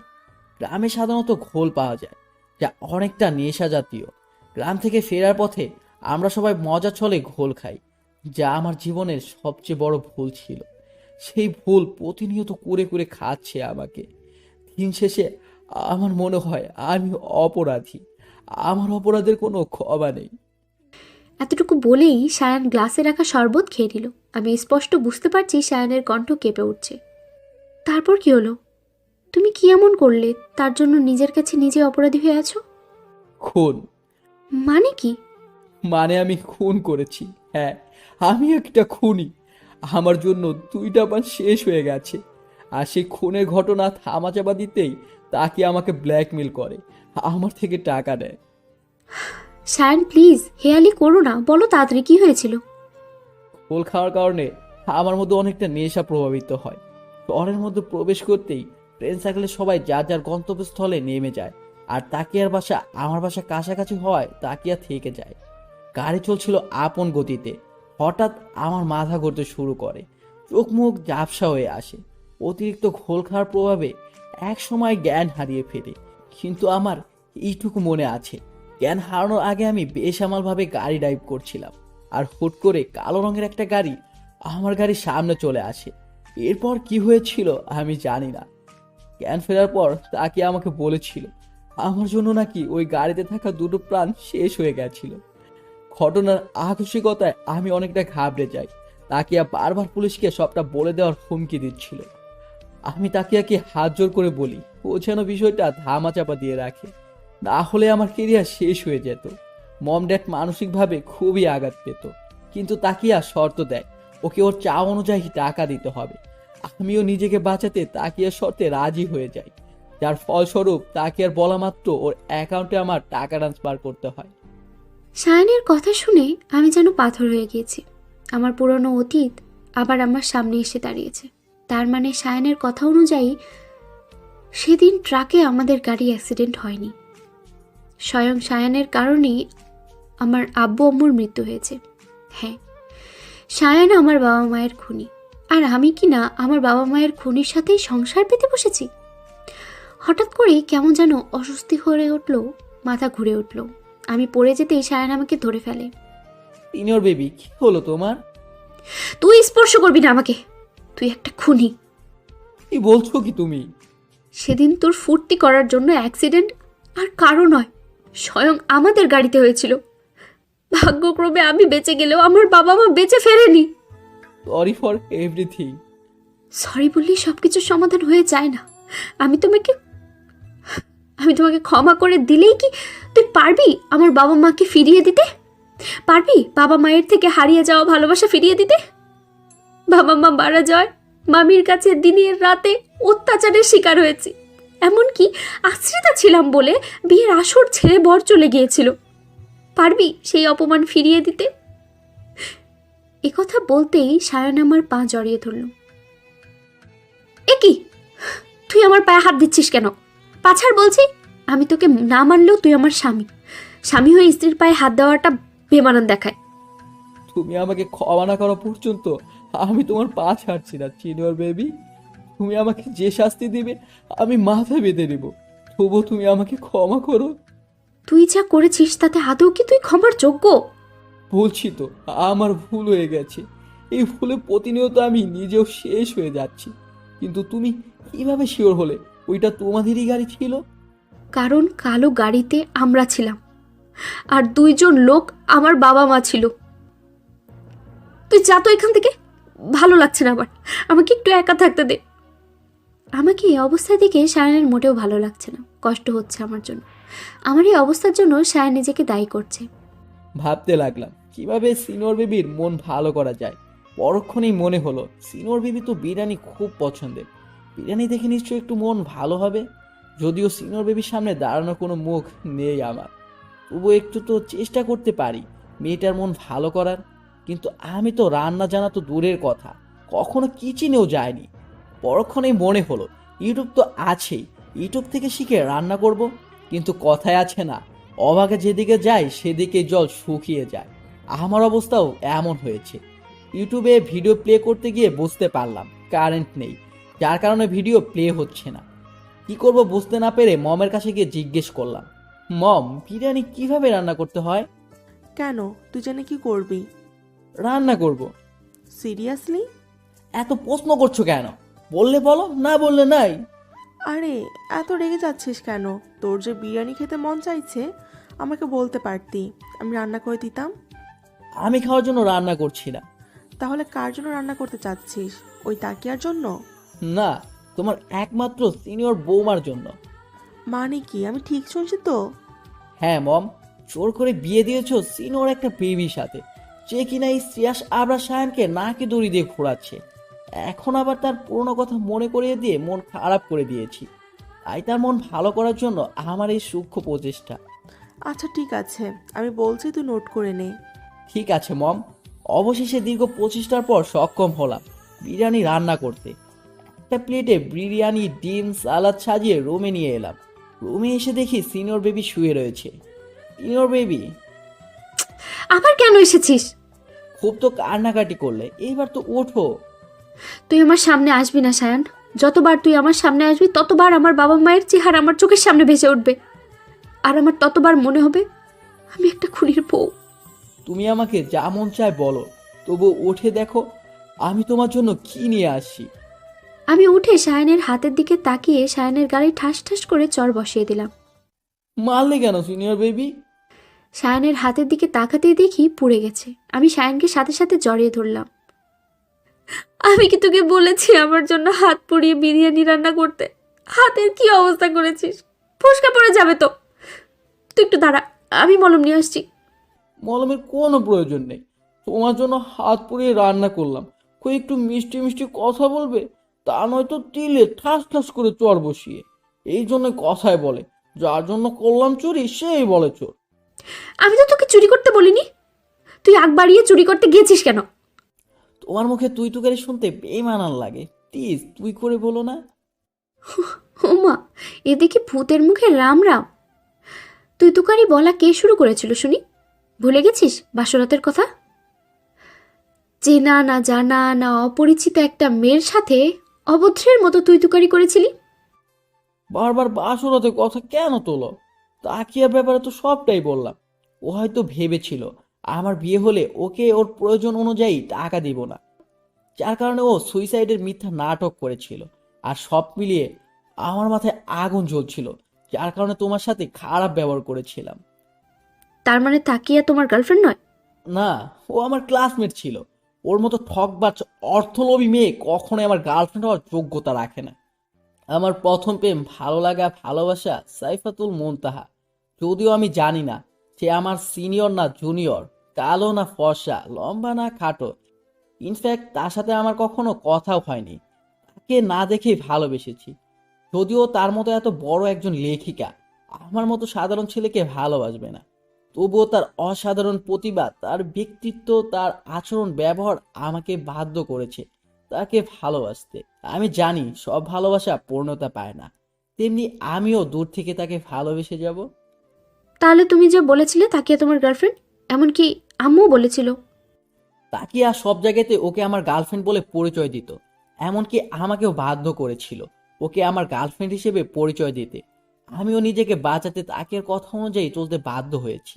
আর দুই দিন ধরে তাকিয়ার সাথে কোনো প্রকার যোগাযোগ করতে পারছি না। ওর ফোন বন্ধ। এখন এত কথা না বলে ঝটপট বিরিয়ানি খেয়ে নাও তো, ঠান্ডা হয়ে গেলে বিরিয়ানির স্বাদ পাবে না। তুমি খেয়েছো? খাওয়ার সময় আর পেলাম কই? তাছাড়া তুমি যে কথা সাথে থাপ্পড় খাইয়েছ, এমনিতে পেট ভরে গেছে। আপাতত 1 সপ্তাহ না খেলেও চলবে। আমি তো তোমার বাবা মাকে ইচ্ছে করে মারিনি। আর আমি শিওর জানিও না আসলে কি কোনো অ্যাক্সিডেন্ট হয়েছিল নাকি সবটাই সাজানো নাটক। কারণ আমি নেশার ঘরে ডুবেছিলাম। তাকে আমাকে যেভাবে বলেছিল আমি সেইভাবে বিশ্বাস করে নিয়েছিলাম। সরি, আসলে আমি সত্যিটা না জেনে না বুঝে তোমাকে অনেক কথা শুনিয়েছি। আমার প্রথম থেকেই সন্দেহ ছিল আমার বাবা মায়ের মৃত্যু অ্যাক্সিডেন্ট হয়নি, তাদেরকে পরিকল্পিতভাবে খুন করা হয়েছে। আর আমার ধারণাটাই সত্যি হয়েছে। সেদিন তোমার গাড়িতে আমার বাবা মায়ের অ্যাক্সিডেন্ট হয়নি। আমার মনে হয় তাকিয়া তোমাকে ঘোলের সাথে নেশা জাতীয় দ্রব্য মিশিয়ে খাইয়েছিল, কারণ ঘোল খেলে এতটাও নেশা হয় না। এর পেছনে নিশ্চিত তাকিয়ার কোনো হাত রয়েছে, আর যেখানে তুমি শুধুমাত্র দাবার গুটি হিসেবে ব্যবহার হয়েছ। কিছুক্ষণ আগেই তো বললে আমি তোমার বাবা মায়ের খুনি, আর এখন বলছো আমি কিছু করিনি। কিন্তু তুমি এত কিছু জানলে কিভাবে? বিয়ের একদিন আগে আমার ফোন পানিতে পড়ে নষ্ট হয়ে যায়। এতদিন ফোন সার্ভিসিংয়ে ছিল। আজ যখন ফোন পুনরায় চালু করলাম তখন এই মেসেজগুলো দেখে বুঝতে পেরেছি আমার বাবা মায়ের খুন মেসেজের অপর পাশের ব্যক্তি করেছে, আর যার সাথে তাকিয়াও জড়িত রয়েছে। দেখো, বিয়ের দিনের মেসেজ লেখা। তোমাকে আমি কিছুতেই অন্যের হাতে দিব না টিয়া পাখি। তোমাকে পাওয়ার জন্য এত পরিশ্রম করেছি, সেই পরিশ্রম কিছুতেই ব্যর্থ হতে পারে না। বিয়ের রাতের মেসেজ। আমি ব্যর্থ হয়ে গেলাম, পারলাম না বিয়েটা আটকাতে। আমি চেয়েছিলাম তোমার বিয়ে ভেঙে দেওয়ার পর সবাই যখন তোমার দিকে আঙুল তুলবে, ঠিক তখন আমি ভালো মানুষ সেজে তোমার সামনে যাব, তোমাকে বিয়ে করে আমার করে নিব। কিন্তু আমার সব প্ল্যান ভেস্তে দিয়ে কোথার থেকে যেন ওই বুড়ি তার কচি ছেলে নিয়ে উদয় হলো, আমার বুকে আগুন জ্বালিয়ে দিয়ে। তুমি হয়তো এতক্ষণে বাসরে মগ্ন হয়ে গেছো। বিশ্বাস করো পাখি, আমার কলিজা ছিঁড়ে যাচ্ছে। মনে হচ্ছে তোমার ওই জুনিয়র বরকে ঠিক সেইভাবে মৃত্যুই দেই যেইভাবে তোমার বাবা মাকে দিয়েছিলাম। আরে বাহ, এ তো দেখছি তোমার সাইকো প্রেমিক। প্রেমিকার জন্য বাবা মাকে খুন, ভাবা যায়? কত ভালোবাসে তোমাকে। এ কি সিনিয়র বেবি, তুমি কান্না করছো কেন? আমি তো মজা করছিলাম। দেখো, যা হবার তা তো হয়েই গিয়েছে। আমরা এখন চাইলেও আঙ্কেল আন্টিকে ফিরে নিয়ে আসতে পারবো না, কিন্তু আঙ্কেল আন্টির খুঁড়িকে বের করে ঠিক কঠিন শাস্তি দিতে পারবো। তুমি চিন্তা করো না সিনিয়র বেবি, আমি আছি তোমার সাথে। আর তাকিয়ার সাথেও আমার অনেক বোঝাপড়া বাকি আছে। এখন ঝটপট চোখের পানি মুছে তাড়াতাড়ি খেয়ে নাও তো। তুমিও তো খাওনি, আর হাতের যা অবস্থা করেছো মনে হয় না হাত দিয়ে খেতে পারবে।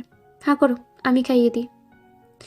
খাওয়া দাওয়া শেষ করে সায়ানের কল আসায় সায়ান বাইরে চলে গেল, আর আমি আম্মুর রুমে গিয়ে স্কুলের বিষয়ে আলোচনা করতে লাগলাম। রাতে ঘুমাতে এসে দেখলাম সায়ান সোফায় ঘুমানোর প্রস্তুতি নিচ্ছে। বিয়ের পরের দিন থেকে আমি সায়ান একই রুমে থাকলেও একই বিছানায় থাকি না। আমি বিছানায় থাকি আর সায়ান সোফাতে। কিন্তু এখন হালকা হালকা শীত শুরু হয়েছে, সায়ানের সোফায় ঘুমানো বেশ কষ্টকর হয়ে যাবে। তাই সায়ানকে বললাম, সায়ান তুমি বিছানায় এসে পড়ো, আমি বরং সামিরার কাছে বা অন্য কোনো রুমে ঘুমিয়ে পড়বো। এত বড় একটা বিছানা থাকতে তুমি অন্য রুমে কেন যাবে সিনিয়র বেবি? তুমি যদি চাও আমরা বেশ শেয়ার করতে পারি। আইশো, ইয়া, ফ্রিতে সার্কাস দেখতে হবে না তো? একদমই না। আজকে ট্রাউজার পরেছি, তো সার্কাস দেখানোর কোনো চান্সই নেই। ঠিক আছে, তুমি শুয়ে পড়ো। আগামীকাল আমার ফ্রিল্যান্স ক্লাস আছে, আমি বইয়ের পাতায় একটু চোখ বুলিয়ে নিই, তারপর ঘুমাতে যাব। ঠিক আছে, গুড নাইট সিনিয়র বেবি। এই দাঁড়িয়ে যাও। আবার কি হলো সিনিয়র বেবি? তুমি যে শুতে যাচ্ছ, মশারিটা কে টাঙাবে? এতদিন তো তুমি টাঙিয়েছো, তাহলে আজ প্রশ্ন উঠছে কেন? এতদিন আমি বিছানায় একা ছিলাম, তাই মশারিও আমি টাঙিয়েছি। আজকে থেকে যেহেতু তুমিও থাকবে, তাই সপ্তাহে 4 দিন আমি মশারি টাঙাবো, আর বাকি 3 দিন তুমি টাঙাবে। সো তাড়াতাড়ি মশারি টাঙিয়ে শুয়ে পড়ো। আর হ্যাঁ, তোমার মুখে যেন আর কখনো সাইফাতুল মুনতাহা নামটা না শুনি। বিয়ে হয়েছে, এখন নজর ঠিক করতে শেখো প্রিয়। আমি নজর ঠিক করব, আর তুমি ওই সাইকোটার সাথে ইটিস পিটিস করবে, তাই তো? What do you mean by ইটিস ফিটিস? ওই সাইকোকে তো আমি ঠিক খুঁজে বের করবো। আমার থেকে বাবা মাকে কেড়ে নিয়েছে, আমাকে এতিম বানিয়ে নিয়েছে, এত সহজে ওকে আমি ছেড়ে দেবো ভাবছো?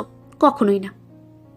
সবে মাত্র ফ্রিল্যান্সিং বইতে চোখ বুলিয়েছি, হঠাৎ মেসেজের টুং শব্দে ধ্যান ভেঙে গেল। সেই সাইকোর নাম্বার থেকে একটা মেসেজ আর একটা ছবি এসেছে। ছবিটা স্পষ্ট দেখা যাচ্ছে না। মেসেজে লেখা ছিল, টিয়া পাখি, খুব শীঘ্রই তোমাকে আমার জন্য আবারও লাল শাড়ি পরতে হবে। তোমার আর আমার মাঝে কোনো থার্ড পার্সনকে আমি অ্যালাউ করব না। তোমার ওই জুনিয়র বরকেও ঠিক ওই ছবিটার মতো হাল করব। হা হা হা হা। ফোনের স্ক্রিনে ছবিটা শো করার সাথে সাথেই এক পলক ছবির দিকে তাকিয়ে আমি এক চিৎকার দিয়ে অজ্ঞান হয়ে নিচে পড়ে যাই।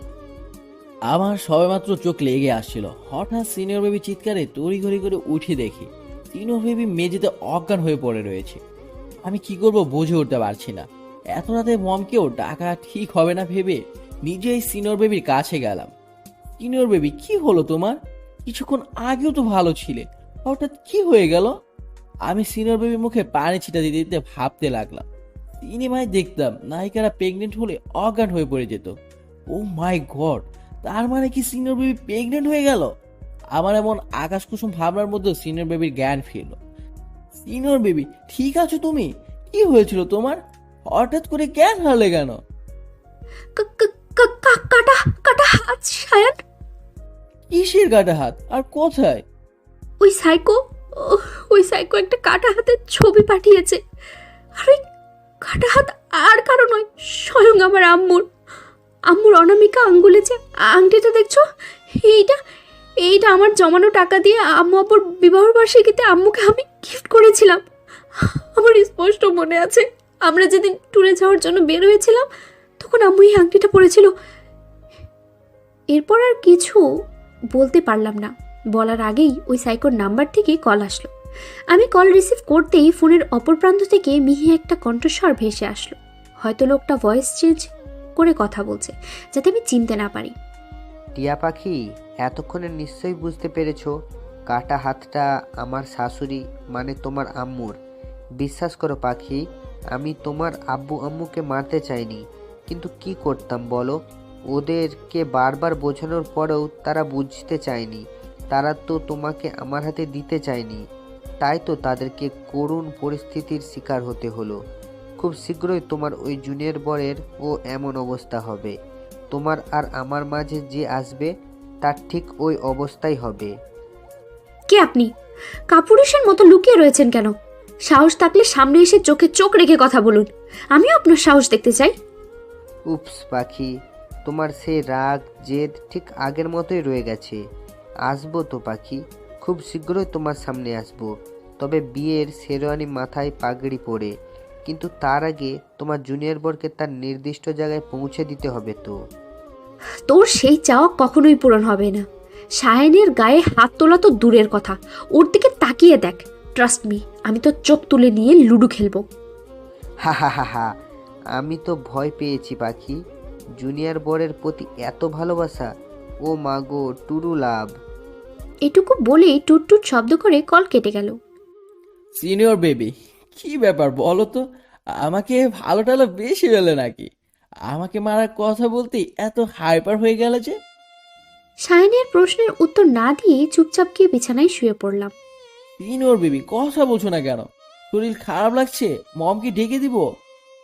তার কোনো প্রয়োজন নেই, তুমি শুয়ে পড়ো। আমি আর এক মুহূর্ত সময় নষ্ট না করে সিনিয়র বেবিকে নিজের বুকে টেনে নিয়ে মাথায় বিলি কেটে দিতে শুরু করলাম। কুয়াশা বাচ্চাদের মতো আমার বুকে গুটিসুটি মেরে শুয়ে রইল। নিজে থেকে 2 বছরের জুনিয়র ছেলের বুকেই তার পরম শান্তির জায়গা, একমাত্র আশ্রয়স্থল মনে হচ্ছে। কেটে গেছে 2 মাস। এই 2 মাসে সায়ানের সাথে আমার সম্পর্ক একটু স্বাভাবিক হয়েছে। সায়ান সবসময় চায় আমাকে হাসি খুশি দেখতে, আমাকে হুটহাট ফুচকা বিরিয়ানি রান্না করে সারপ্রাইজ দিতে। আমিও চাইছি অন্য 5টা দাম্পতির মতো স্বাভাবিকভাবেই সংসার করতে। কিন্তু যতবারই সায়ানের সাথে স্বাভাবিক হতে চাই, ততবারই সায়ানকে হারানোর ভয় জেগে বসে। ওই সাইকোটাকে এই 2 মাসে 1000 বার চেষ্টা করেছি খোঁজার, কিন্তু ফলাফল শূন্য। খুবই চতুর একটা লোক ওই সাইকোটা, যে নাম্বার দিয়ে ফোন করে মেসেজ করে সেই সিম কার্ডটা রেজিস্ট্রেশন করা না, যার কারণে লোকেশনও ট্রেস করা যাচ্ছে না। তবুও আমি সায়ান চেষ্টা করেছি খুব শীঘ্রই সাইকোটার পর্ব শেষ করে আমাদের অপূর্ণ ভালোবাসার পূর্ণটা দেওয়ার। হ্যাঁ, সায়ান আর আমি দুজনকে এই 2 মাসে ভালোবেসে ফেলেছি। একে অপরের প্রতি কেয়ারিং, মজা, খুনসুটি, ঝগড়ার মাঝে কখন যে দুজনকে ভালোবেসে ফেলেছি কেউই বুঝতে পারছি না। কিন্তু কোনো এক অজানা কারণে কেউ কাউকে আমাদের ভালোবাসার কথা জানাতে পারছি না। ডিসেম্বর মাসে শুরু হয়েছে, সেই সাথে শুরু হয়েছে আমার স্কুলে পরীক্ষা। আজ আমার পরীক্ষার হলে ডিউটি রয়েছে। আম্মুর একটু শরীর খারাপ থাকার কারণে আমি ফজরের নামাজ শেষ করেই কিচেনে চলে আসলাম সকালের নাস্তা রেডি করার জন্য। অবশ্য সামিরাও এসেছে আমাকে রান্নার কাজে হেল্প করার জন্য। কারোর মুখে কোনো কথা নেই, দুজনেই দুজনের মতো কাজ করছি। নীরবতা ভেঙে সামিরা বলল, আপু একটা কথা বলবো? হ্যাঁ বলো। আই এম ইন লাভ আপু। হোয়াট? এইটুকু বয়সী লাভ? তো কে সেই ভাগ্যবান পুরুষ যে কিনা এতটুকু বয়সে আমার অন্তের মন হরণ করে নিল? Minhaj sir. Have you gone mad? Minhaj sir আর তোমার বয়সের পার্থক্য জানো? ভালোবাসা কখনো বয়স দেখে হয় না আপু। ভাইয়াও তো তোমার থেকে 2 বছরের জুনিয়র, কিন্তু আমি তোমার চোখে ভাইয়ার জন্য অসীম ভালোবাসা দেখেছি। আমার সাথে তোমার তুলনা করছো কেন সামিরা? মিনহাজ স্যার তোমার টিচার হয়, তুমি কিভাবে পারলে ছাত্রী হয়ে টিচারের প্রেমে পড়তে? তাছাড়া আম্মু কখনো এই সম্পর্ক মেনে নেবে না। এমনকি স্কুলে শাশুড়ি, জামাই, বৌমা ব্যাপারটি কেমন দৃষ্টিকটু দেখায়। আম্মু তো কিছুদিন পরেই অবসরে চলে যাবে।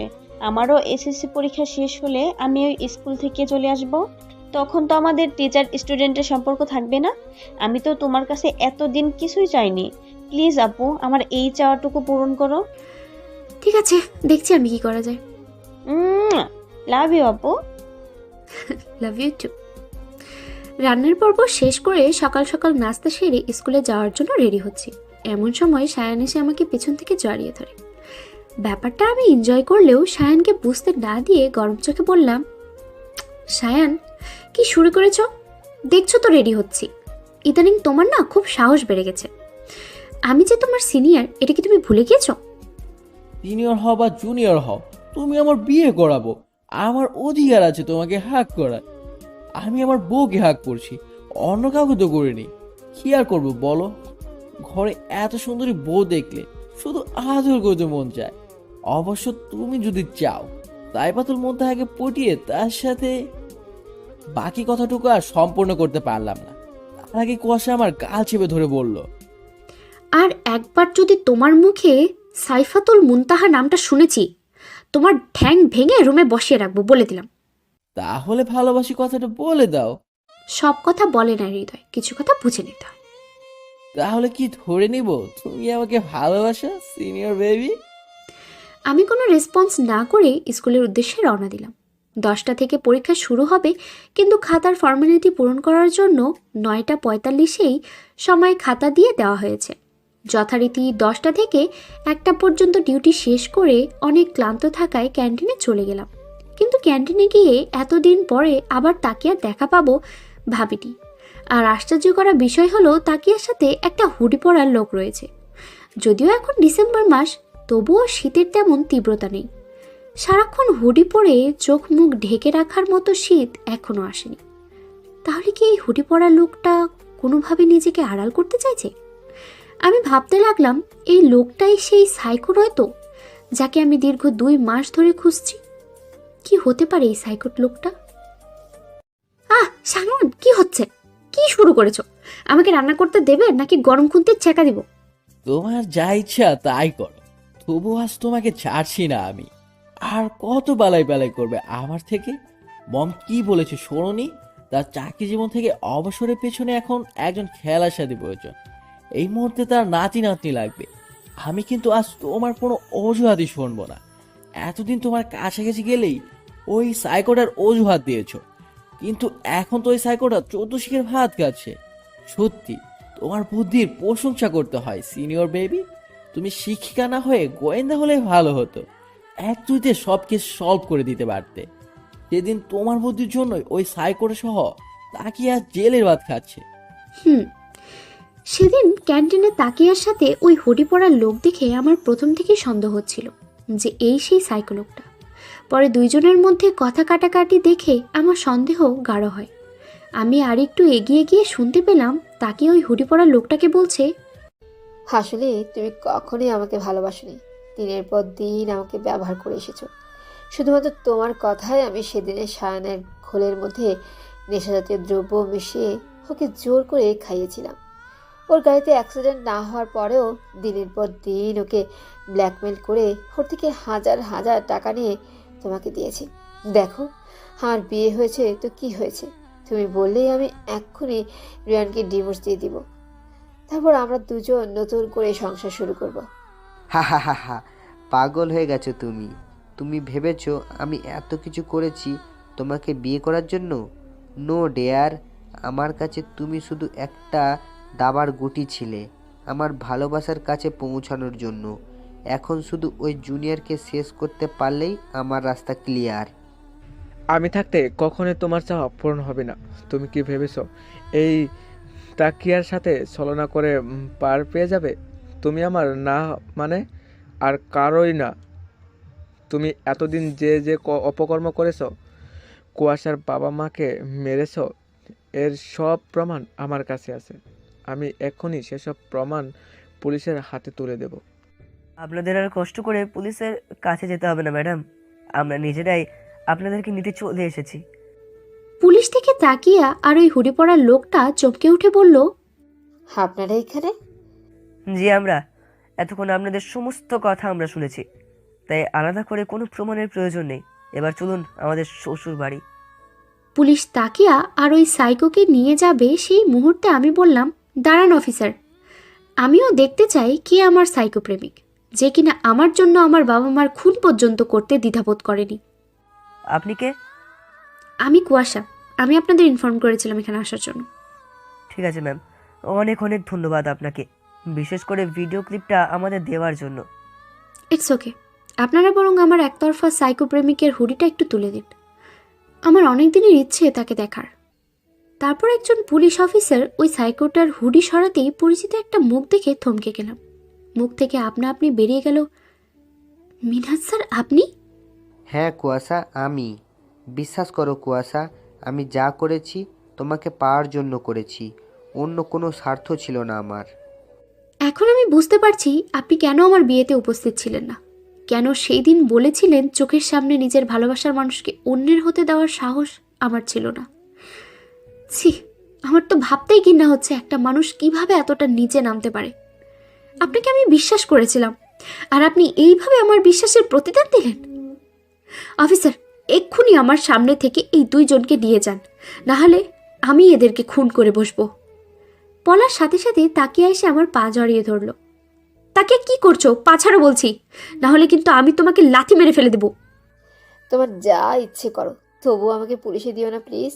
আমি যা করেছি এই মিনহাজের কথা অনুযায়ী করেছি। 2023 সালের বইমেলায় আমার বই প্রকাশিত হবে। প্লিজ কুয়াশা, আমার কেরিয়ার গড়ার আগেই তুমি ভেঙে দিও না। তুমি তো নিজে একটা নোংরা মানসিকতার মেয়ে। তোমার লেখা বই পড়ে মানুষ আর কি শিখবে? তোমার ওই ন্যাকা কাটায় আমাকে তুমি ভুলাতে পারবে না। যাও, তোমার যোগ্য স্থানে চলে যাও। সময় বহমান, সময় তার আপন গতিতে বইতে থাকে। দেখতে দেখতে 2022 সাল বিদায় নিয়ে 2023 সাল চলে আসলো। আজকে বাসার সবাই অনেক এক্সাইটেড। তারা আজ তাদের প্রিয় লেখিকা সাইফাতুল মুনতাহার দেখা পাবে। সবার জন্য টানটান উত্তেজনা, কখন তারা বই মেলায় পৌঁছাবে। সিনিয়র বেবি হলো তোমার, একটু তাড়াতাড়ি করো। খুব তাড়া দেখছি তোমার, মনে হচ্ছে বই মেলায় বই আনতে না বউ আনতে যাচ্ছ। মিথ্যা বলবো না, এক সময় সাইফাতুল মুনতাহা আমার ভালো লাগেছিল। আর কখন? এখন আমার সবটা জুড়ে আমার সিনিয়র বেবি বিরাজ করে। আচ্ছা সায়ান, যদি দেখো সাইফাতুল মুনতাহা তোমার খুব কাছের কেউ, তখন তোমার ফিলিংস কেমন হবে? জানি না, তুমি চলো তো senior baby, mom dad Samira আমাদের জন্য অপেক্ষা করছে। যাওয়া যাক। বইমেলায় এসেই সবাই অধীর আগ্রহে বসে আছে তাদের প্রিয় লেখিকা সাইফাতুল মুনতাহাকে দেখার জন্য। এরই মধ্যে আমি নিখোঁজ। সবাই মিলে অনেক খোঁজাখুঁজির পরেও আমার দেখা মিলছে না। সায়নের হঠাৎ করে সাইফাতুল মুনতাহার স্টলের দিকে চোখ পড়তেই দেখতে পেল কালো জামদানি পরা একটা মেয়ে সবাইকে ঘিরে রয়েছে। মেয়েটা হাসি মুখে সবাইকে অটোগ্রাফ দিচ্ছে। হঠাৎ করে মেয়েটা পেছনে ফিরতেই সায়ন সহ পরিবারের সবাই চমকে উঠল। ইদানিং আমার শরীরটা ভালো যাচ্ছে না, কেমন যেন শুকিয়ে গিয়েছি। খাবারে অরুচি, মাথা ব্যথা, বমি বমি ভাব, সব মিলে সায়নের চিন্তার কোনো শেষই নেই আমাকে নিয়ে। প্রতিদিন আমাকে বলছে ডাক্তারের কাছে যাওয়ার জন্য, কিন্তু আমি আমার কিছু পরিবর্তন লক্ষ্য করতে পেরে লজ্জায় ডাক্তারের কাছে যেতে চাইছি না। আমার একই কথা, আমি ডাক্তারের কাছে যাব না। এই নিয়ে আমাদের মধ্যে একচোট ঝগড়া হয়ে গিয়েছে। অবশেষে আমাকে হসপিটালে না নিতে পেরে সায়ন বাসায় ডক্টর নিয়ে এসেছে। ডক্টর এসে চেক আপ করার পর সায়নকে বলল, কংগ্রেস মিস্টার সায়ান, আপনি বাবা হতে চলেছেন। আমার যেন কথাটা বিশ্বাসই হচ্ছে না। আমি অতি খুশিতে সবার সামনে সিনিয়র বেবিকে জড়িয়ে ধরে চুমো দিতে শুরু করলাম। এদিকে ডাক্তার সহ সবাই লজ্জা পেয়ে রুম থেকে বেরিয়ে যেতেই সিনিয়র বেবি ঝাঁঝালো কণ্ঠে বলে উঠল, এই পাগল হয়ে গেছো তুমি? সেদিন বইমেলায় সবার সামনে এইভাবে আমাকে জড়িয়ে ধরেছে, ভাবছে আমার মাথা কাটা যাচ্ছিল। আশ্চর্য, তুমি আমার বিয়ে করাবো, জড়িয়ে ধরেছি, চুমো দিয়েছি, এতে আবার লজ্জা বর্গে আছে। ও তো আজ শো করার জন্য, তাই না? তাই বলে যেখানে সেখানে তোমার আদর্শ হকের ডালা খুলে বসবে? সেদিন বইমেলায় কি করেছিলে ভুলে গিয়েছো? না, ভুলিনি। সেদিন সাইফাতুল মুনতাহার স্টলে একটা কালো জামদানি পরা মেয়েকে দেখেছিলাম হাসি মুখে সবাইকে অটোগ্রাফ দিতে, কিন্তু হঠাৎ করে মেয়েটা পিছনে ফিরতেই আমরা সবাই চমকে উঠেছিলাম, কারণ সাইফাতুল মুনতাহা আর কেউই নয়, স্বয়ং কুয়াশা। আসলে তোমাকে সাইফাতুল মুনতাহা রূপে দেখে আমি নিজেকে কন্ট্রোল করতে পারিনি, তাই তো লাজ লজ্জা ফুলে সবার সামনে জড়িয়ে ধরেছিলাম। আমি চেয়েছিলাম তোমাদের সবাইকে সারপ্রাইজ দিতে, তাই তো কাউকে বলিনি যে আমি সাইফাতুল মুনতাহা। তোমরা যখন আমার গল্পের প্রশংসা করতে, ব্যাপারটা আমি বেশ এনজয় করতাম। তখনই মনে মনে ভেবে রেখেছিলাম তোমাদের সবাইকে সারপ্রাইজ দেবো। তবে আম্মু জানতো ব্যাপারটা, আম্মুর সাপোর্ট পেয়ে এই পর্যন্ত আসতে পেরেছি। কিন্তু এখন তুমি কোনো প্রকার লেখালেখি করতে পারবে না। লেখালেখি করতে গেলে মাথায় প্রেশার দিতে হবে। আমি তোমাকে নিয়ে বিন্দুমাত্র রিস্ক নিতে যাচ্ছি না। আর এখন থেকে তুমি স্কুলেও যেতে পারবে না। চাকরিটা করছো না তুমি, বাসা থেকে স্কুলে জার্নি করে যাওয়া, সারাদিন স্টুডেন্টদের সাথে ভক ভক করতে গেলে তুমি অসুস্থ হয়ে পড়বে। তোমার জুনিয়র বর যথেষ্ট টাকা ইনকাম করে, তার ইনকামের টাকা দিয়ে তোমার মতো 4টা বইয়ের ভরণ পোষণ চালাতে পারবে। তাই তোমার চাকরির কোনো প্রয়োজন নেই। কাল থেকে স্কুলে যাচ্ছ না তুমি, এটাই ফাইনাল। সায়ান, তুমি বাচ্চাদের মতো করছো কেন? সবে মাত্র কনসিভ করেছি, এখনই আমি বাবু সেজে রুমে বসে থাকবো? মনে হচ্ছে পৃথিবীতে এই প্রথম আমি মা হতে চলেছি, আর কোনো আমি মাই হয়নি। কুয়াশার কথা শুনে আমি ওর হাত দুটো ধরে নিজের হাতের মুঠো নিয়ে চুমু দিয়ে বললাম, সিনিয়র বেবি, তুমি নিজেও জানো না আজকে আমি কতটা খুশি হয়েছি। পৃথিবীর একটা ছেলে সবচেয়ে সুন্দর অনুভূতি কি জানো? তার প্রথমবারের মতো বাবা হওয়ার সংবাদ শোনা। প্রথমবার বাবা হওয়ার অনুভূতি পৃথিবীর সমস্ত অনুভূতিকে হার মানায়। এই অনুভূতি এতটাই আনন্দের যা শুধুমাত্র হৃদয় দিয়ে অনুভব করা যায়। আমার অনুভূতি তোমাকে বলে বোঝাতে পারবো না সিনিয়র বেবি, কিন্তু আমার খুবই টেনশন হচ্ছে তোমাকে নিয়ে। কেন? তোমার শরীরের যে অবস্থা, বেবি ক্যারি করতে পারবে তো? আমি চাই না আমাকে বাবা হওয়ার আনন্দ দিতে গিয়ে তোমার কোনো ক্ষতি হোক, তাই তো সাবধানে থাকতে হবে। কুয়াশা কিছু বলতে যাবে, তার আগে আম্মু এসে বলল, সায়ন, একটু বাইরে যাও, কুয়াশার সাথে আমার কিছু কথা আছে। আশ্চর্য, আমার বউ আমার বাচ্চা আমাকে তাড়িয়ে দিচ্ছ মম, এইটা কিন্তু আমার সাথে ঘোর অন্যায় হচ্ছে। তুমি যাবে এখান থেকে? যাচ্ছি তো। সায়ান যেতেই আম্মু এসে আমার দুই হাতে দুইটা বালা পরিয়ে দিয়ে বলল, আমি বিয়ের পর তোকে বলেছিলাম আমার অবুঝ ছেলেটাকে একটু বোঝদার বানাতে পারলে আমি তোকে কিছু গিফট করব।